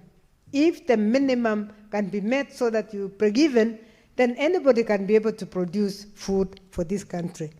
Madam Speaker, with those remarks, I beg to support. Senator Wahome Wamatinga. Thank you very much, Madam Speaker. I also like to support the bill as moved by Senator Veronica Maina. Indeed, Madam Speaker, Kenya is basically an agricultural country. The diversity of the crops that we grow in different regions, Madam Speaker, requires a bill like this that will give the leeway to the county governments to determine which crop has priority in their counties. But, Madam Speaker, as I support the bill, Madam Speaker, it's also imperative that we note that there are different counties that have almost the same produce. Mango is doing very well in Murang'a as it is in Makwiny and other counties. What we lack, Madam Speaker, is a dedicated approach towards ensuring that we do manage the post-harvest losses. I do recall, Madam Speaker, we have a season in Nyeri County where everybody is harvesting avocado, at times macadamia, and because of lack of guaranteed minimum return, the farmers are left sitting on their crops, some which cannot be preserved for a long time, like avocado, they go to waste. Madam Speaker, to curb this, there must be an intentional approach from the county government, and I want to commend the approach that the Kenya Kwanza government had started of the KAIPs, County Aggregated Agro-Processing Parks, that were intentionally being established to ensure that farmers do not lose their crop. Madam Speaker, that did not see in many counties the light of the day.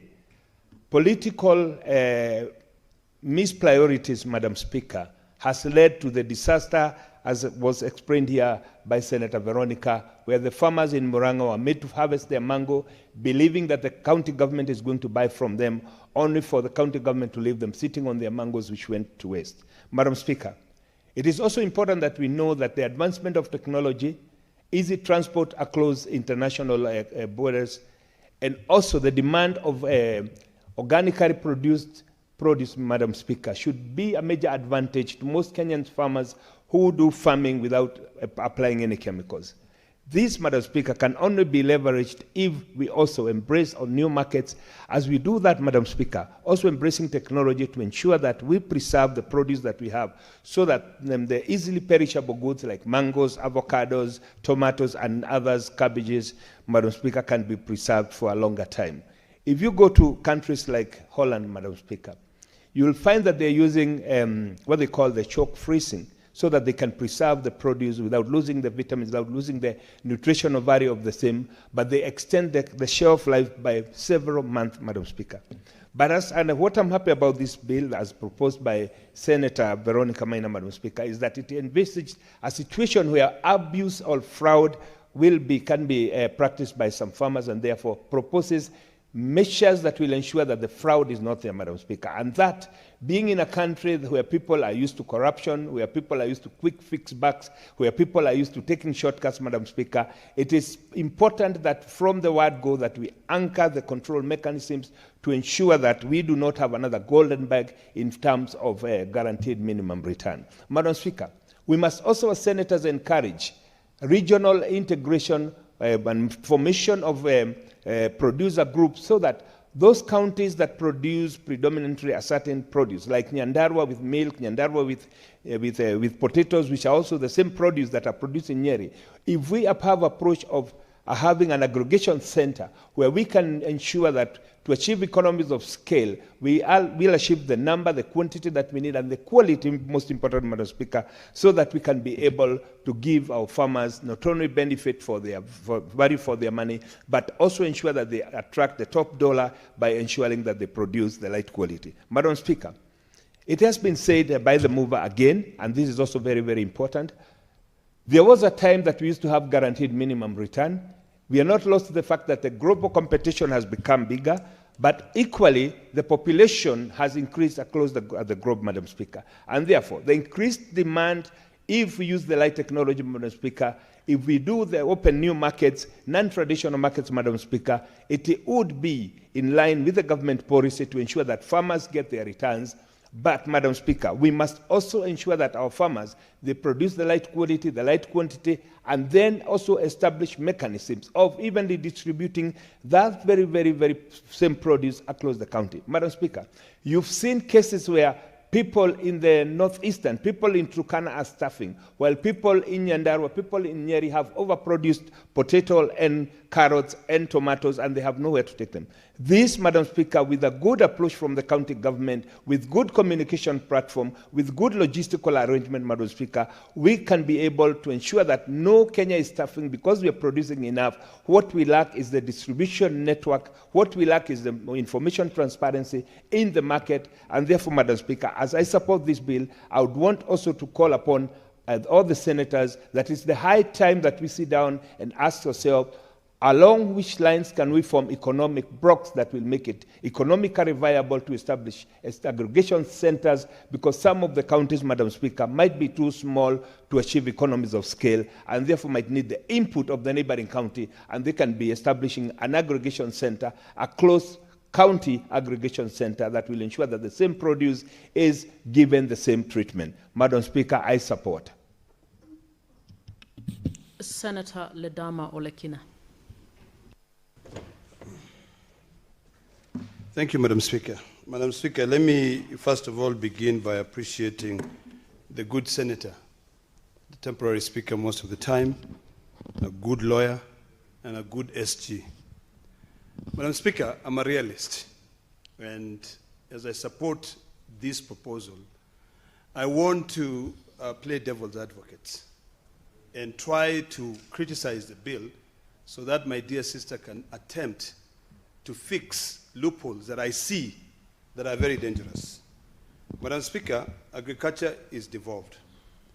And this bill proposes setting up a fund to be able to essentially compensate farmers for losses, up to 20%. Madam Speaker, this bill, for me, is utopian. And I'll say that, and I'll try to justify so that we see how we can correct it. This bill, as a farmer, Ledamo Lekene as a farmer, I fully support it, 100%.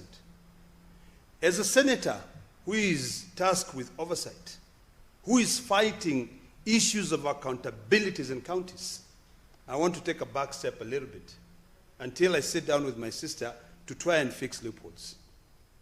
I think the approach for this bill, being left to counties to be able to budget for funds and set up a fund to be run by politically appointed committee members who will determine the crops to be compensated and how much the cost of those prices are, will lead to various things like, one, corruption.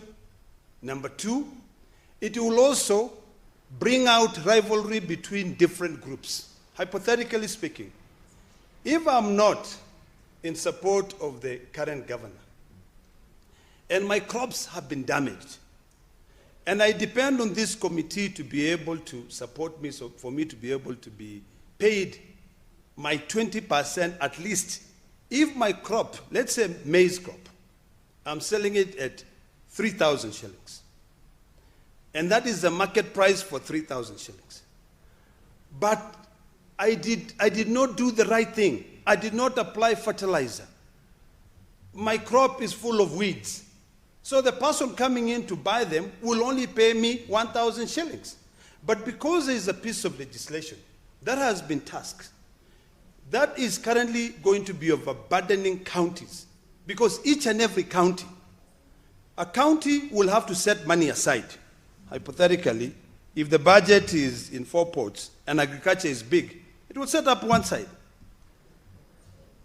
Meaning, if that year there are no rains, if that year the crops fail, I have to make sure that I compensate farmers with this amount of money, setting up a fund. It will be very good for me as a farmer, but it will overburden the county's budgets. Madam Speaker, if you look at prices in terms of the stabilization of these prices, we depend on bodies like the Kenya National Bureau of Statistics or even standards to see what is, how much prices are being traded in the market. If we say that for now we are going to put price controls and we are dealing with producers, the best thing that this bill must do is not leave that burden to individual counties. This bill must be from the national perspective. We are setting up so many funds. I am looking at the PFM Act Section 116 that guarantees funds to be set up. This Senate did work on establishing funds to be used by all hospitals in the country. My approach on this one should be not to depend on county budgets. Not to depend on county budgets. My approach on this one should be that we find a way where we have a national fund that compensate farmers to a particular percentage, but setting up guarantee minimum returns, meaning profit of about at least 20%, because that's what the bill says. If we don't look for money elsewhere, we will kill our counties. I am concerned about that. I love the bill. I love the way the bill has been sorted out. But I'm just wondering how we are going to be able to be practical. And I'm just being a realist. If we leave this bill the way it has been structured, it will benefit inefficient production. I wouldn't care. Furthermore, there's a fund there that will be able to guarantee me that now that I have a cow, and this cow produces 57 liters of milk. If there is a structure for me to record this cow is giving me 57 liters of milk, and a liter of milk, I'm selling it to a processor at a minimum of 40 shillings. If it goes lower than that, the first question to be asked is that, have you reduced on the feed that you are feeding this cow? So that that cow is no longer giving you what it's supposed to give you? So my view on this bill, it is well intended, but I think we need to be able to make sure that it benefits both farmers and it also does not overburden counties. We are always talking here and fighting here for more monies to go to counties. Always. But now, when this bill becomes law, if we do not have any other source of income to be able to supplement the little resources that we are sending to our counties, we will overburden our counties. That is my concern. I'm happy that it will be focusing on produce which are sold locally to assist in food security, stabilizing the economy, and not export. I'm very happy about that. But I would persuade my sister to look at the following things. Number one, let's nationalize the fund. Number two, let us have a registry of all farmers. Let us have an independent body, but not a body set up by politicians. Let's have an independent body that all farmers will be able to register. There's one thing that is working very well with the distribution of fertilizers. I'm very happy about it. Is that I get an SMS and I'm told, Ledama Olekina, you have been allocated 460 bags of fertilizer.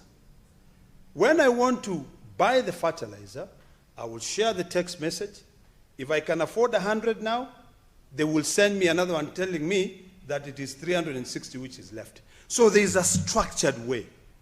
That is an independent body that does not require me to know anybody.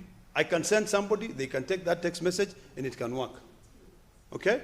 So, I know we're in a rush, but I do not want to rush this thing because I'm a farmer. So allow me to go through all my points without getting disrupted, because I think laws are better developed in a way that, Madam Speaker, can you protect me from unnecessary Senator annoyance? Betu, Can I just Senator Veronica, deliver? You will find your time to come in. please listen in silence.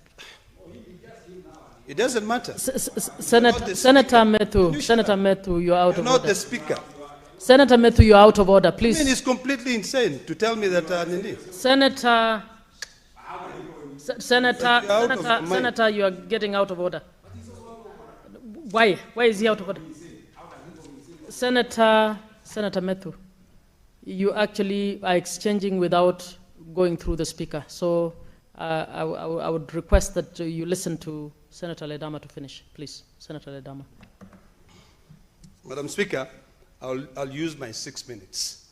So if my brother from another county is pissed off, he can walk out, because I've got 6 minutes to, actually 5 minutes. Madam Speaker, good laws are designed in a way that they are criticized, they are challenged, so that they can better this country. I am always of the view that sometimes we over-legislate. If we over-legislate, a lot of these bills that we pass here will end up not being able to be implemented. I want to fully understand, for my dear sister, how realistically our counties are going to fund this bill. I want to seek some amendments for my dear sister. And the amendments which I have noted down are one. Number one, to enhance accountability. To make sure that we enhance accountability, set up an independent committee that evaluates the losses. Number two, demand that for every farmer who subscribe to this minimum produce or guarantee of minimum produce takes a crop insurance policy, so that you've got shock absorbers, you've got the insurance here taking care of a certain budget. What is left, the government can be able to absorb.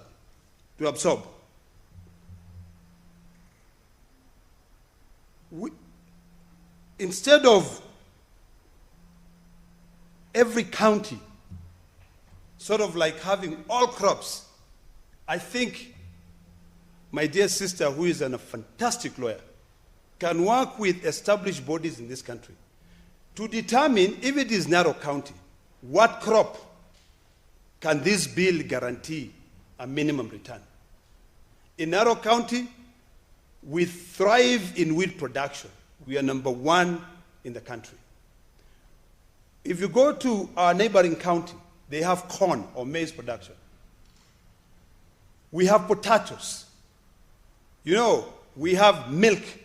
So let's look at which products we can use as a country, as a county, so that we don't overburden. And then also in terms of working with county assemblies. County assemblies must put a ceiling on the budget that each county should be able to allocate to compensate farmers. That is the only way, Madam Speaker, that I foresee this bill not rewarding inefficiency. That each farmer will also guarantee that when you are actually, when we were growing up, we had field officers. What are they called? Extension officers. Let us introduce extension officers in this bill, such that today, if Ledama Olekena is planting corn, when I'm planting, and I want to make sure that I'm guaranteed my profit, I work with the county government, I work with those field extension officers, they come. Senator Ledama, I'm sure you mean maize. What? Corn and maize. Okay, maize. You're right. Corn and maize is the same. So if I'm growing maize, I register with that committee, an independent committee, that I'm growing 100 acres of maize. If I'm buying my fertilizer from cereal board, which is the most affordable one, if it is 2,500, they tell me how much I've used, so that I am compensated for what I've been able to do. And also the timing on when we are growing the crops. We should not just say today, after the rains, I now start growing crops. After the rains, I now start saying I'm growing crops because I can get compensated if I lose money. We need to work with the meteorological department. Put an avenue where the meteorological department is also part and parcel of a stakeholder in this bill, so that we do not misuse government funds, which are very limited. We make sure that all farmers are fully compensated for the work that they have done. So when we start, let's have a meeting. You know, Madam Speaker, we had a bill that we passed in this parliament, in the last parliament, in this Senate. It was a warehousing receipt bill. And that warehousing receipt bill was one which was going to make sure that farmers